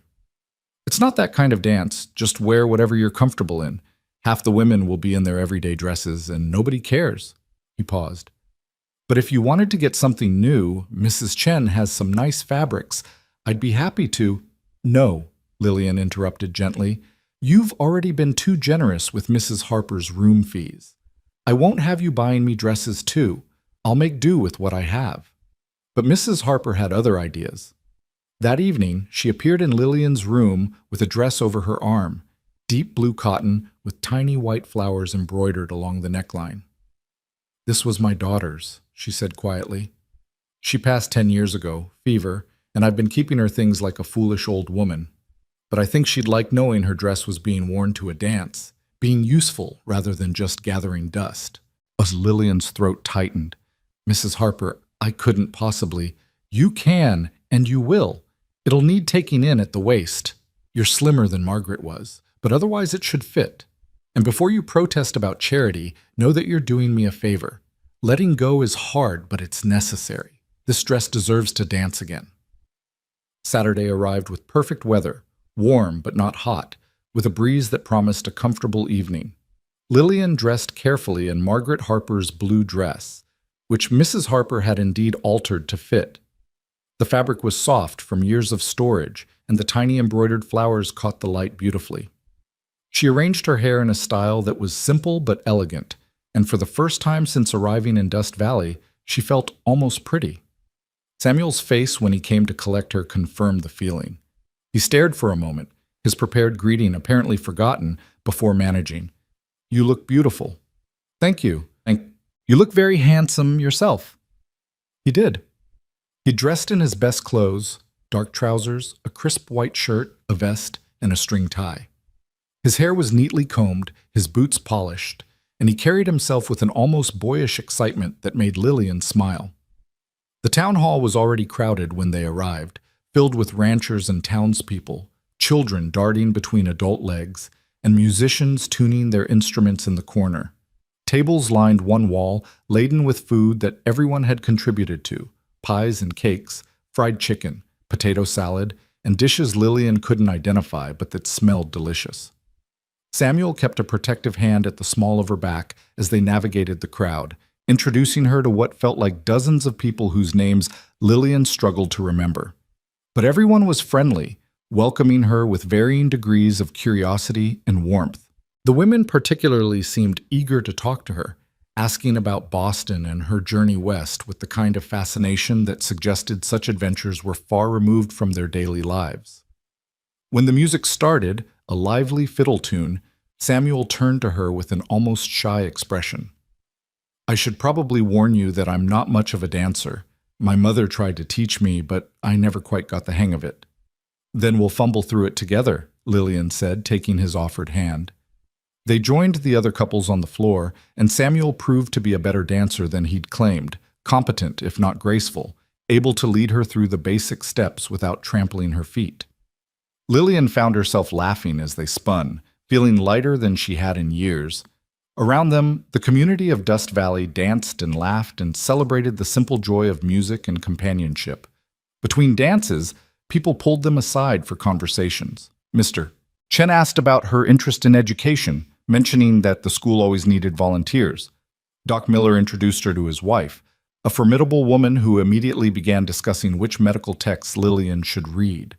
Mrs. Johnson cornered them with her husband to discuss a barn raising they were planning for next month, assuming Lillian and Samuel would attend as a married couple. "We're not quite there yet," Samuel said carefully. "Still have a couple weeks before the wedding." "If there is a wedding," added a new voice, cool and feminine. Lillian turned to see a pretty blonde woman approaching, her dress fashionably cut and her expression carefully neutral. After all, Miss Moore might decide ranch life isn't for her. Not everyone is cut out for it. Samuel's hand tightened almost imperceptibly on Lillian's waist. "Sarah, I didn't know you'd be here." "Mother insisted. She thought I should pay my respects to your fiancé." Sarah Michaels, for it could only be her, the woman Samuel had courted before, smiled without warmth. "Welcome to Dust Valley, Miss Moore. I hope you find it suitable."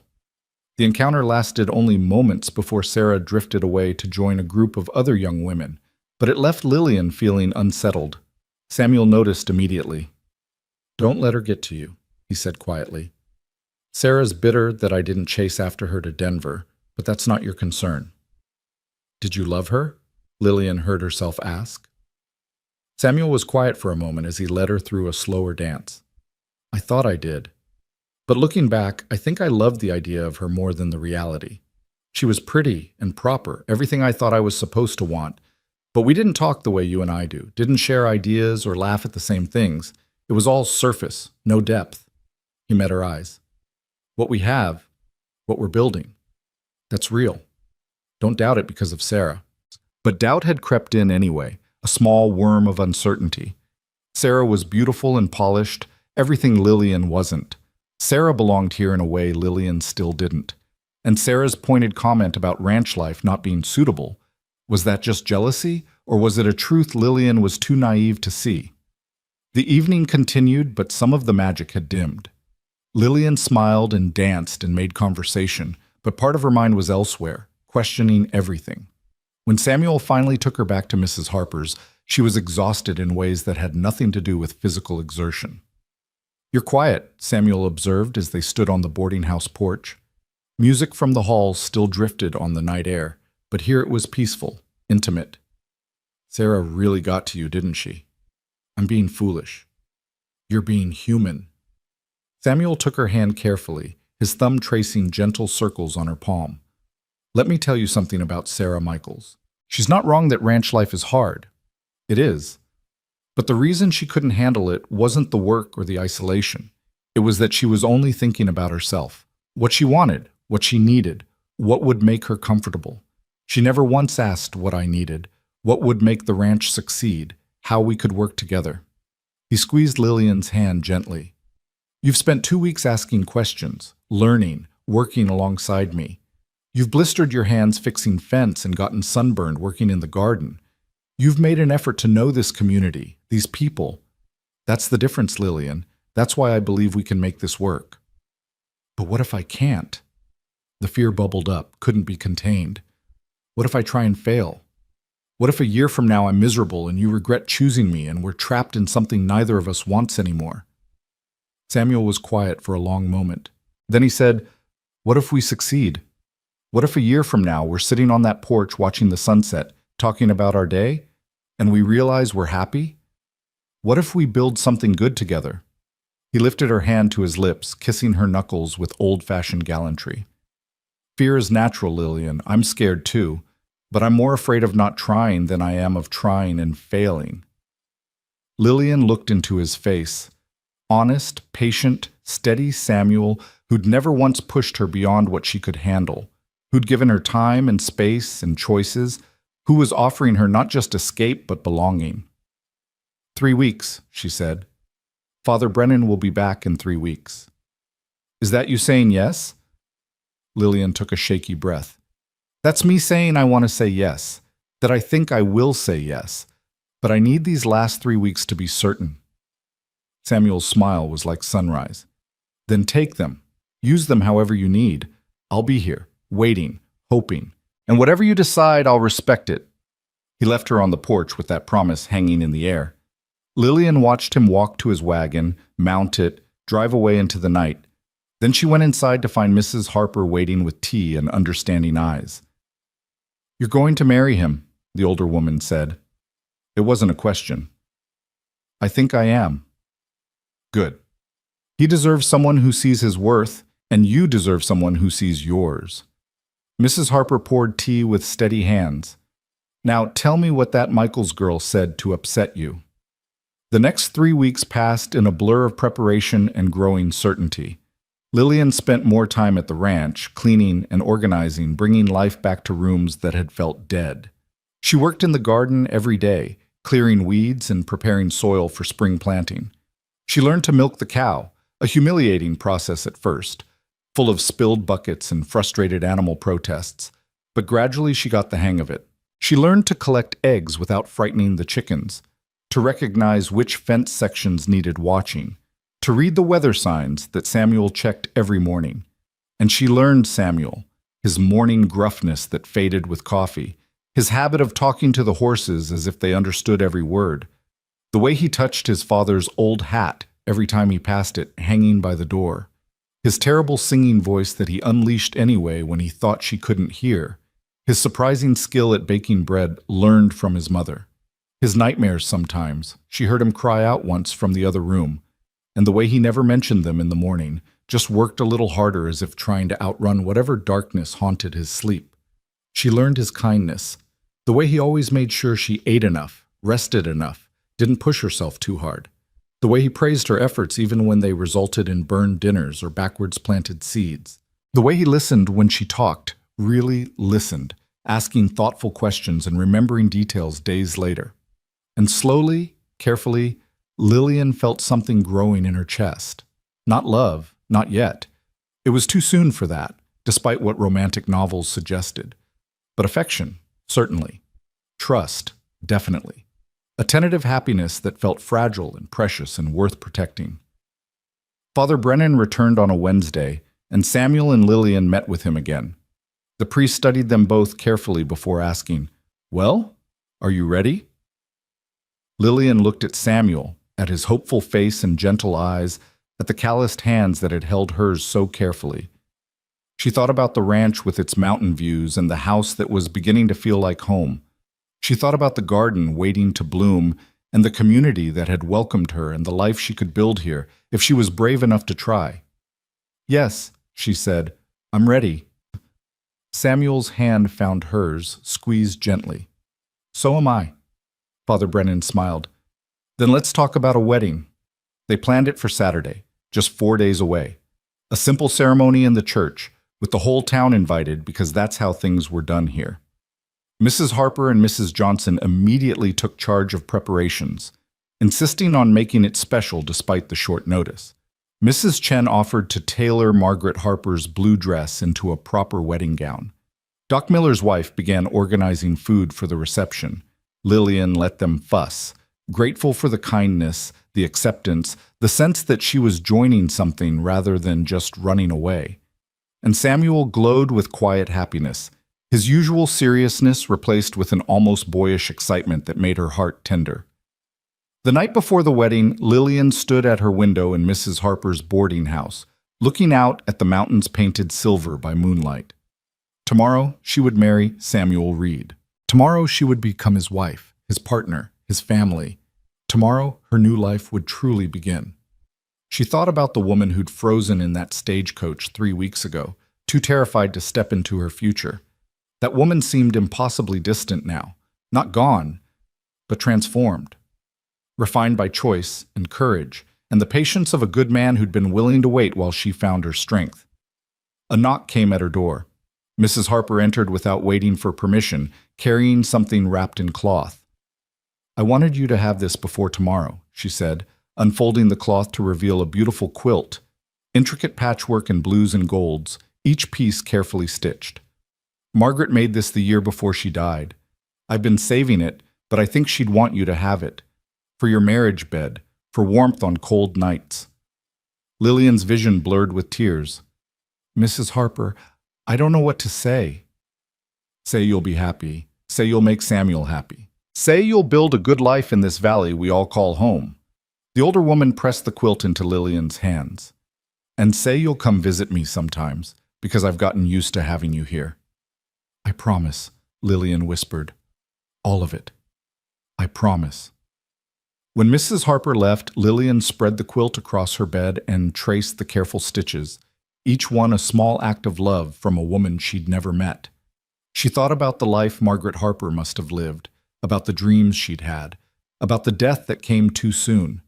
And she thought about the life she, Lillian Moore, soon to be Lillian Reed, was about to begin.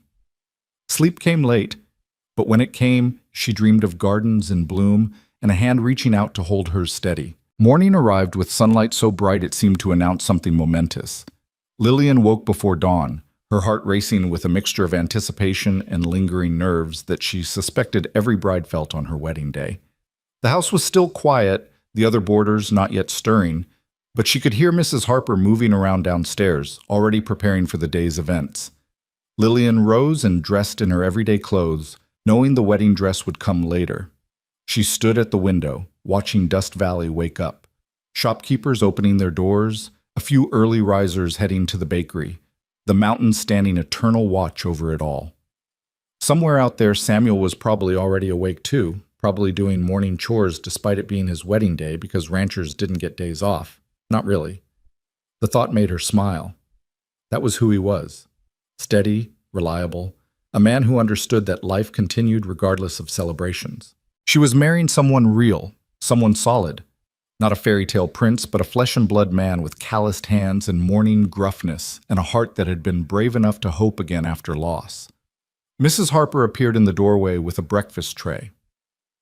"I thought you might be too nervous to eat with the others. Besides, we need to start getting you ready soon. Mrs. Chen is bringing the dress at 8, and Mrs. Johnson will be here to help with your hair." "You've all been so kind," Lillian said, accepting the tray even though her stomach was too tight for food. "I don't know how to thank you." "Be happy. That's thanks enough." Mrs. Harper sat on the edge of the bed, her expression growing serious. "I want to tell you something, dear. Marriage isn't easy. Even the good ones take work. There'll be days when you wonder why you did this, days when the isolation feels crushing, days when you and Samuel will disagree about something and you'll both be too stubborn to back down first." Lillian's hands stilled on her teacup. "You're not exactly filling me with confidence. I'm filling you with truth. Because you need to know that those hard days don't mean you made a mistake. They just mean you're human, both of you." Mrs. Harper patted Lillian's hand. "My husband and I had 32 years together before he passed. Some of those years were wonderful. Some were so hard I didn't think we'd make it. But we did, because we remembered why we chose each other in the first place. We remembered that love isn't just a feeling, it's a decision you make every single day." "Did you love him, right from the start?" Mrs. Harper's smile turned wistful. "No, I married him for practical reasons, much like you're doing. He needed a wife. I needed security. But somewhere along the way, practical became precious. The man I married because I had no better option became the man I couldn't imagine living without." She stood, smoothing her skirt. "That's what I'm wishing for you and Samuel, that practical becomes precious, that duty becomes devotion, that the choice you're making today becomes the best decision of your life." The morning passed in a flurry of preparation. Mrs. Chen arrived with the altered dress, which had been transformed from a simple blue cotton into something truly beautiful. She'd added lace at the cuffs and neckline, taken in the waist to emphasize Lillian's figure, and somehow made the tiny embroidered flowers seem more prominent. When Lillian put it on, she barely recognized herself in the mirror. Mrs. Johnson arrived with her daughters, who squealed with delight at playing ladies' maids. They brushed and arranged Lillian's hair into an elegant style, weaving in small white flowers that Emma Johnson had gathered that morning. The younger girls danced around, chattering about the wedding and the reception and whether there would be cake.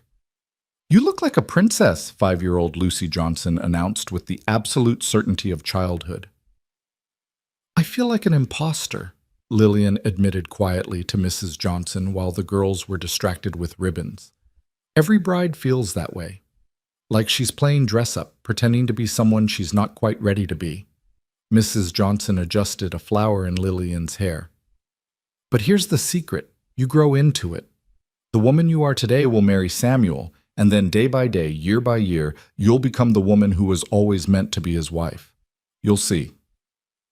At 10 o'clock, they made their way to the church. The entire town seemed to have turned out, packing the small building until people stood along the walls and sat on the floor. Lillian's hands trembled as she stood in the small anteroom, waiting for her cue to enter. Mrs. Harper stood beside her, having offered to walk her down the aisle since Lillian had no family to perform the duty. "Last chance to run," Mrs. Harper whispered with a small smile. "I'm not running. Not anymore." The door opened and Lillian could see inside the church. Flowers decorated every surface, wildflowers mostly, gathered by willing hands from the surrounding meadows. Candles provided soft light despite the morning sun streaming through the windows. And at the front, waiting beside Father Brennan in his simple vestments, stood Samuel. He'd dressed in his finest clothes, a dark suit that looked new, a crisp white shirt, a string tie carefully knotted. His hair was neatly combed, his face cleanly shaved, but what caught Lillian's attention was his expression. He looked nervous and hopeful, and absolutely certain all at once. his eyes finding hers across the crowded room with an intensity that made her breath catch. The musician, Mr. Peterson from the Mercantile, playing a battered violin, began a simple melody. Mrs. Harper squeezed Lillian's arm, and together they began the walk down the aisle. It felt both endless and instantaneous. Lillian was aware of faces turning toward her, of whispers and smiles, of children craning to see. But mostly she was aware of Samuel, of the way his expression shifted from nervousness to wonder as she approached, of the way his hands clenched and unclenched at his sides, as if he had to physically restrain himself from reaching for her. When they reached the front, Mrs. Harper placed Lillian's hand in Samuel's with a meaningful look at them both. His palm was warm, slightly damp with nervous sweat, and his fingers closed around hers with gentle firmness. They turned together to face Father Brennan, and the ceremony began. Father Brennan spoke about marriage, not with flowery romance, but with honest assessment of what they were undertaking. He talked about partnership and patience, about choosing love even when feelings faltered, about the sacred responsibility of caring for another soul. He asked them to make their vows not just to each other, but before God and this community, witnesses who would help hold them accountable when times got hard. Samuel Reed, Father Brennan said, "Do you take this woman to be your lawfully wedded wife, to have and to hold from this day forward, for better or worse, for richer or poorer, in sickness and in health, to love and to cherish, till death do you part?" Samuel's voice was steady, clear, carrying to every corner of the church. "I do."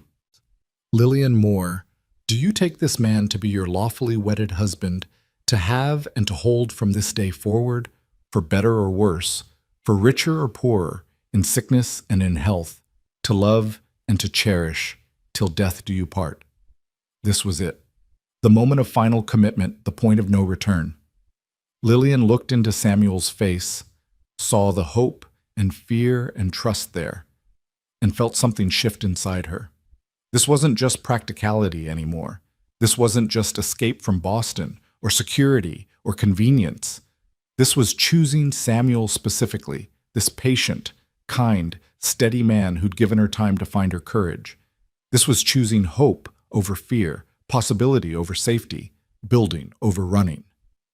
"I do," she said, and meant it with her whole heart. Samuel produced a ring, his mother's, as he'd mentioned in one of his early letters, a simple gold band that had been cleaned and polished until it gleamed. His hands shook slightly as he slid it onto Lillian's finger, and she heard his breath catch when it settled into place. She had no ring for him. They hadn't had time to arrange it, but he didn't seem to mind. He was staring at her hand, at the ring that marked her as his, with an expression of such profound gratitude that Lillian felt tears prick her eyes. "By the power vested in me by God and the territory of Colorado," Father Brennan announced, "I now pronounce you husband and wife. Samuel, you may kiss your bride." Samuel's hands came up to cup Lillian's face, his touch reverent and careful. He leaned in slowly, giving her time to pull away if she wanted, but she didn't want. She met him halfway, and their lips touched in a kiss that was sweet and chaste and full of promise. The church erupted in applause and cheers, but Lillian barely heard it. She was too focused on the feeling of Samuel's hands on her face, the warmth of his lips, the sense of something monumental clicking into place. When they pulled apart, Samuel was smiling, truly smiling, the kind of expression that transformed his entire face. "Hello, Mrs. Reed," he whispered. "Hello, husband," she whispered back, testing out the word and finding it fit. The reception was held at the town hall, the same place where they danced just weeks ago. But today it was decorated with even more flowers, and the food tables groaned under the weight of dishes the entire community had contributed. Someone had made a cake, a simple 3-layer affair with white frosting and fresh flowers on top, and when Lillian and Samuel cut it together, his hand over hers on the knife, she felt the symbolism of it. Working together, supporting each other, building something sweet from simple ingredients. They ate and danced and accepted congratulations from what felt like hundreds of people. Doc Miller gave them a basket of medical supplies and instructions for handling common ailments. The Chen family presented them with beautiful linens for their home. The Johnsons gave them preserves and jams that Mrs. Johnson had put up last summer. Even Sarah Michaels approached, though her congratulations were stiff and her smile didn't reach her eyes. "I hope you'll be very happy," Sarah said, the words correct, but the tone suggesting she hoped for the opposite. "Thank you," Lillian replied with genuine warmth, refusing to let Sarah's bitterness touch her joy. "We'll do our best." As the afternoon wore on, people began leaving, ranch families who had long drives home, townspeople who had shops to tend. Samuel and Lillian stood by the door, thanking each person as they departed, until finally only Mrs. Harper and a few others remained to help clean up. "Go on," Mrs. Harper urged, shooing them away. "We'll handle this. You two should head to the ranch before it gets too late. Start your new life." Samuel looked at Lillian, a question in his eyes. She nodded, suddenly feeling shy despite having spent weeks preparing for this moment. They collected their things, her trunk had already been loaded on Samuel's wagon that morning, and made their way outside into the late afternoon sun. The ride to the ranch was quieter than any they'd taken before. Samuel drove with one hand, his other finding Lillian's and holding it between them on the wagon seat. Neither spoke much, but the silence felt comfortable, companionable. They were both absorbing what had happened, the enormity of the change they'd just enacted. When the ranch came into view, Lillian felt a surge of emotion she couldn't quite name. This was home now. Not Mrs. Harper's boarding house, not the hotel, but this place. These buildings, this land, this life. She would wake here every morning, would learn every inch of this property, would grow old here if fate was kind. Samuel pulled the wagon to a stop in front of the house and turned to her. "There's a tradition," he said, his voice a little rough, "about carrying the bride over the threshold. I know it might seem silly, but I'd like to do it if you're willing." "I'm willing," Lillian said, and found she meant it. This wasn't silly, this was ritual, marking the transition from one life to another. Samuel climbed down, then came around to help her from the wagon. But instead of just helping her down, he lifted her into his arms with surprising ease. Lillian gasped and instinctively wrapped her arms around his neck, feeling the solid strength of him, the steady beat of his heart against her side. He carried her up the porch steps, those same steps she'd climbed several times now, but never like this, and paused at the door. "Welcome home, Lillian Reed," he said softly. Then he pushed open the door and carried her across the threshold into their home. The house had been transformed. Lillian noticed it immediately. Flowers and vases on every surface, candles waiting to be lit, and the scent of fresh baking. On the table sat a meal clearly prepared that morning and left for them to find: roasted chicken, fresh bread, vegetables, even a small cake. A note in Mrs. Johnson's handwriting read simply, "Congratulations, eat well." Samuel set Lillian down carefully, and they stood together in the main room of the house that was now theirs. The late afternoon light slanted through the windows, painting everything in shades of gold. Outside, birds called to each other as they settled for the evening. Rusty the cat appeared from somewhere, winding around their legs in welcome. "Are you hungry?" Samuel asked, seeming suddenly uncertain now that they were alone. "We could eat, or I could show you where I put your things, or we could—" "Samuel," Lillian interrupted gently. She reached up to touch his face, feeling the slight roughness of stubble already growing back. "Thank you." "For what?" "For waiting, for being patient, for giving me time to choose you instead of forcing me to accept you." Her thumb traced his cheekbone. "For being exactly who you promised you'd be in those letters." Samuel's hands came to rest on her waist, light and careful. "I meant everything I wrote, every word, and I'll keep meaning it, every day we have together." He paused, then added with characteristic honesty, "I'm nervous. About tonight. About getting this right. I don't want to rush you or frighten you or—" Lillian stopped his words with a kiss, more confident than the one in the church. When she pulled back, she saw surprise and pleasure in his eyes. "We'll figure it out together. One step at a time, just like everything else." They ate the meal Mrs. Johnson had left, feeding each other bites of cake and laughing at their own awkwardness. Samuel told stories about growing up in this house, about learning to cook at that very stove, about the time he'd accidentally set the curtains on fire, trying to impress his mother with his candle-lighting skills. Lillian shared more about her childhood in Boston, about her parents and the sister she'd lost, about the books she'd read, and the dreams she'd had before life had gotten complicated. As darkness fell, Samuel lit candles throughout the house, creating a warm glow that pushed back the night. He showed Lillian where he'd arranged her things in the bedroom, her clothes in the wardrobe, her books on a shelf he'd built specially, her personal items on the bureau. Margaret Harper's quilt lay folded at the foot of the bed, a beautiful addition to the room. "I know we talked about you taking the small room," Samuel said, standing in the doorway as if afraid to crowd her. "That offer still stands if you want privacy. I can sleep on the sofa, or—" "Stay," Lillian said. So she was frightened she'd be lying if she claimed otherwise, but she was also certain. "I want you to stay." What happened next was gentle and awkward and tender all at once. Samuel was careful with her, checking constantly that she was all right, that he wasn't hurting her, that she wanted to continue. And Lillian discovered that intimacy wasn't the terrifying ordeal she'd feared based on whispered warnings from other women. It was strange, yes, and vulnerable in ways she hadn't anticipated, but it was also sweet and funny and surprisingly natural when shared with someone who cared about her comfort as much as his own pleasure. Afterward, they lay together in the darkness, Samuel's arms around her and Lillian's head on his chest, listening to his heartbeat slow to its normal rhythm. Through the window, she could see stars, thousands of them, a display that would never stop amazing her after years of Boston's light-dimmed skies. "What are you thinking?" Samuel asked, his voice rumbling in his chest. "That I'm happy. Genuinely happy. Maybe for the first time in years." Lillian traced idle patterns on his skin. "That I was so scared stepping off that stagecoach, and now I can't imagine having stayed on it." Samuel's arms tightened around her. "I was scared too. Scared you'd take one look at me and run. Scared I'd built up something in my letters that couldn't match reality. Scared I'd lost my chance at this kind of happiness when my parents died." "You haven't lost it. We haven't lost it." Lillian pressed a kiss to his chest. "We're just beginning."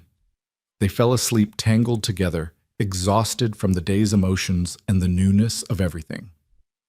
When Lillian woke in the night, momentarily disoriented, Samuel's arm instinctively pulled her closer even in sleep, and she relaxed back against him, marveling at how quickly the strange had become familiar.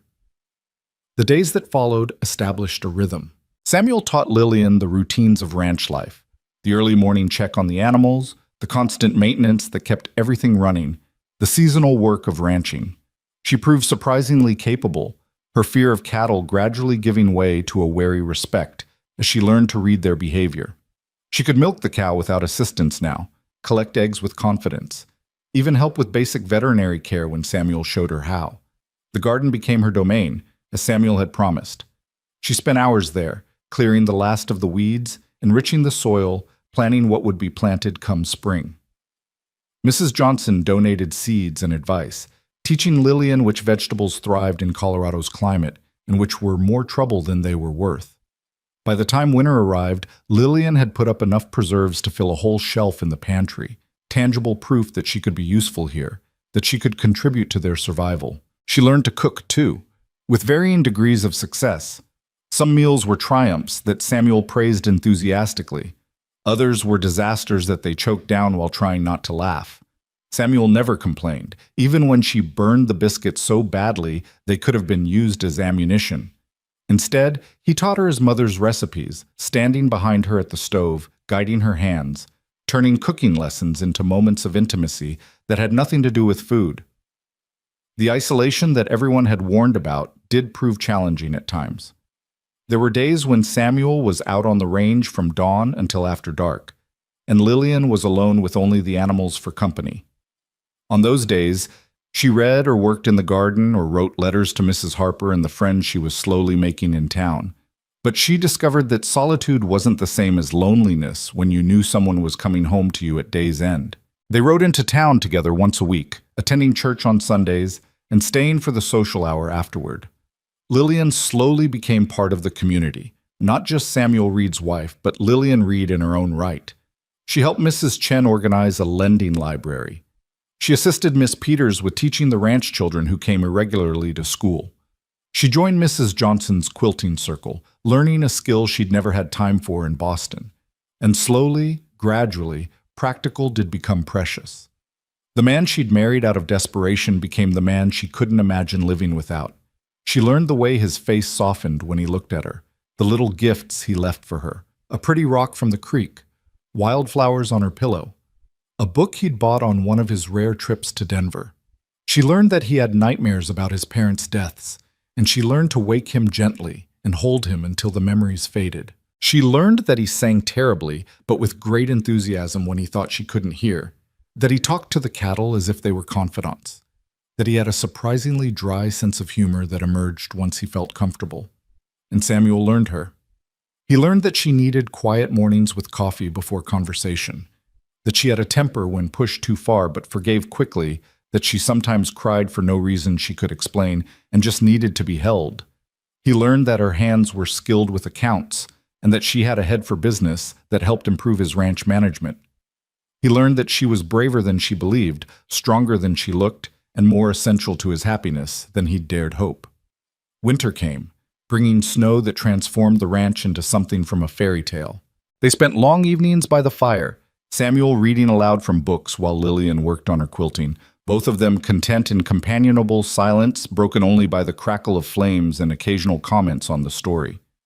On Christmas, Samuel gave her a rocking chair he'd built himself, smooth and beautiful, perfect for sitting on the porch come spring. Lillian gave him a shirt she'd sewn, the stitching imperfect but made with care.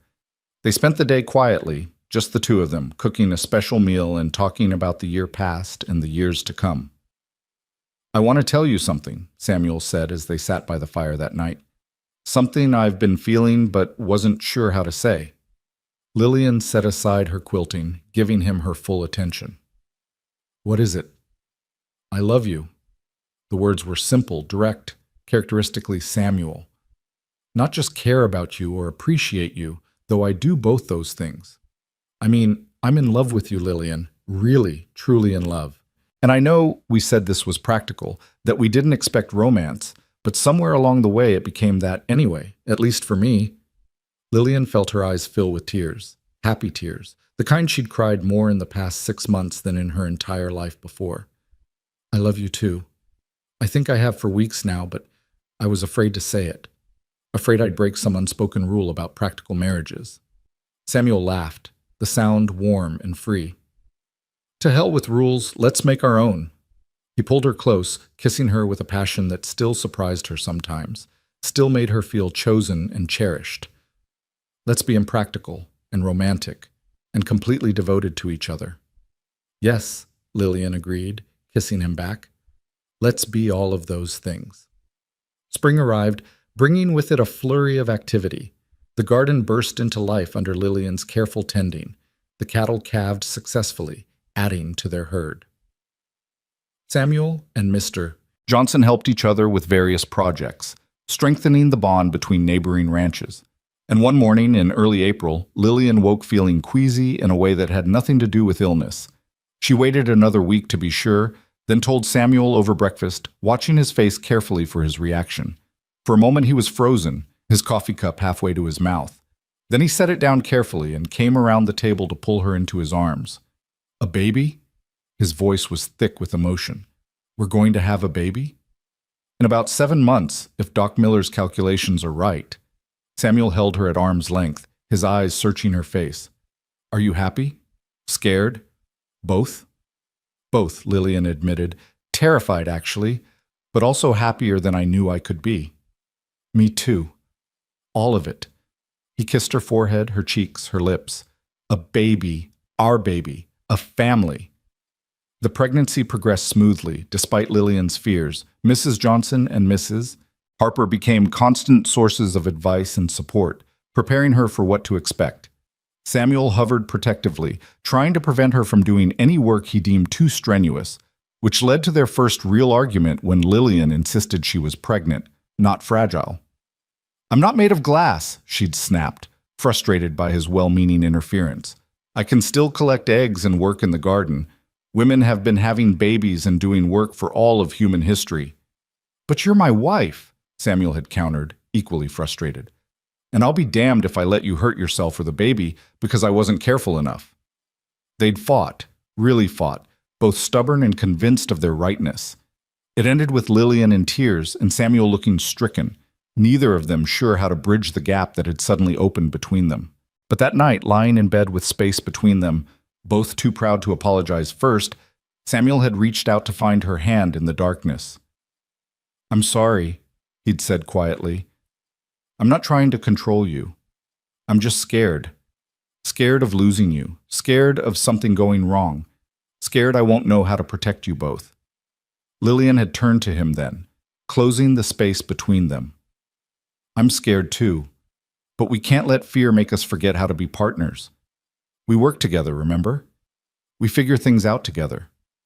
"Together," Samuel had agreed, and they'd held each other until the hurt faded and the closeness returned. That fight taught them both something important. That disagreements didn't mean failure. That anger didn't erase love. That you could weather storms as long as you remembered you were on the same side. The baby came in November, on a day when early snow fell softly outside the windows. Mrs. Johnson and Doc Miller attended the birth, while Samuel paced holes in the porch floor, too nervous to stay inside but too devoted to go far. When Doc Miller finally emerged to tell him he had a daughter, Samuel nearly fell down the steps in his haste to get inside. Lillian lay exhausted in their bed, cradling a tiny bundle against her chest.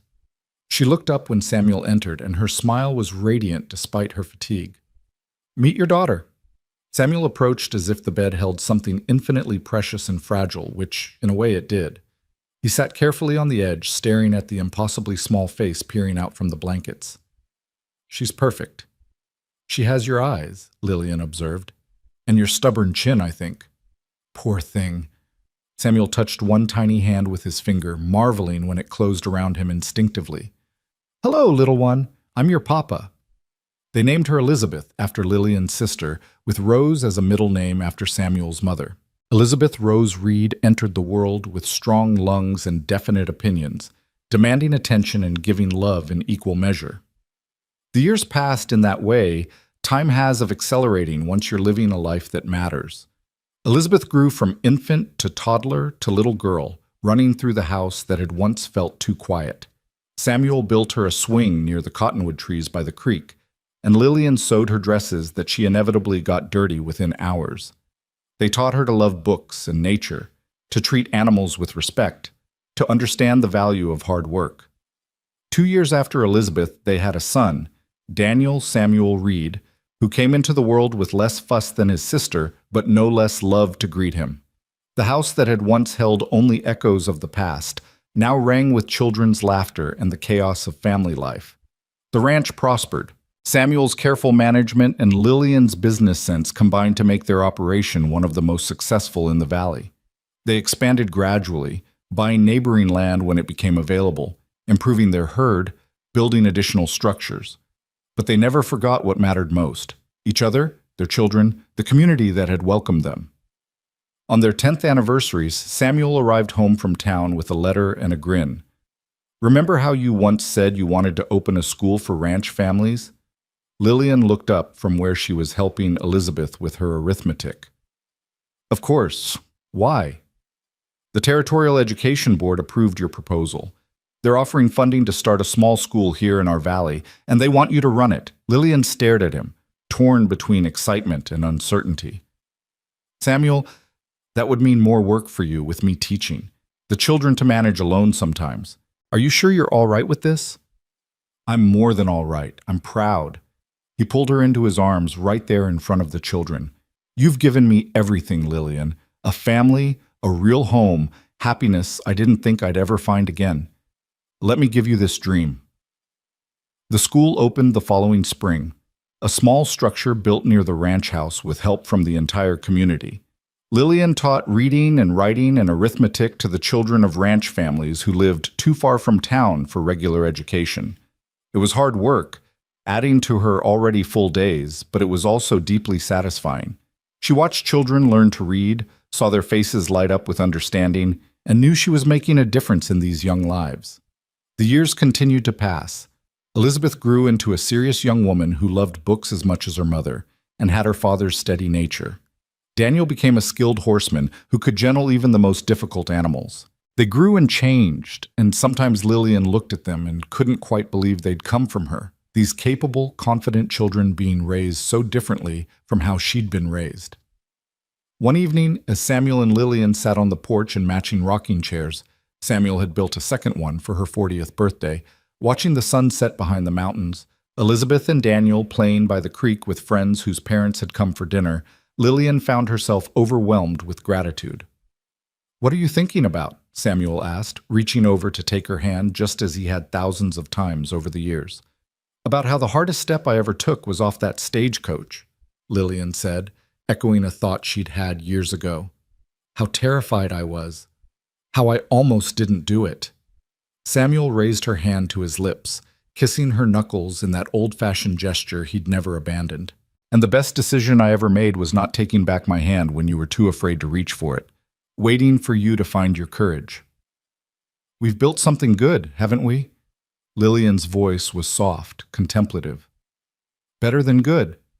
We've built a life, a real life full of all the messiness and beauty that comes with it." Samuel squeezed her hand gently. "And I'd do it all again in a heartbeat. Every struggle, every hard day, every moment of uncertainty. All of it, if it meant ending up here with you." They sat in comfortable silence, watching their children and the mountains and the sky that seemed infinite in its possibility. The ranch spread out around them, their land, their home, their legacy. The garden Lillian had brought back from the dead flourished in ordered rows. The house rang with life and laughter. The future stretched ahead with the promise of grandchildren and continued growth and years of partnership still to come. Lillian thought about the woman she'd been 10 years ago, frightened, desperate, running from one bad situation without knowing if she was running toward something better. That woman seemed like a stranger now, or perhaps an old friend she'd outgrown. She'd become someone else in the years since, someone stronger, braver, more certain of her place in the world. But she hadn't done it alone. She'd done it with Samuel beside her, patient and steady, offering his hand and waiting for her to take it. She'd done it with the support of a community that had welcomed her.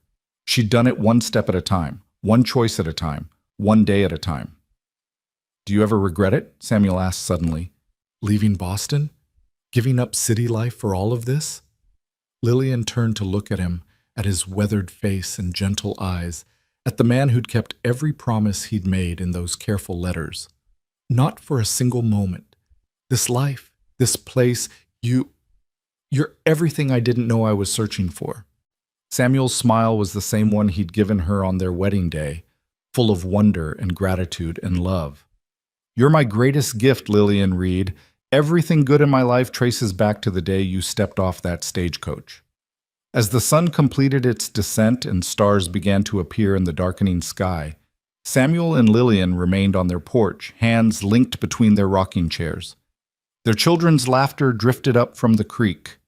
The mountains stood eternal watch, and two people who'd started as strangers, brought together by desperate hope and practical necessity, sat together in the life they'd built, proof that courage and kindness and partnership could create something beautiful from the simplest of beginnings. The woman who'd been too afraid to step down had found her footing at last, and the man who'd been patient enough to wait had been rewarded with a lifetime of love. Together, they'd taken that first impossible step, and then another and another, until they'd walked themselves into a future neither could have imagined alone. And that, in the end, was enough. More than enough. It was everything.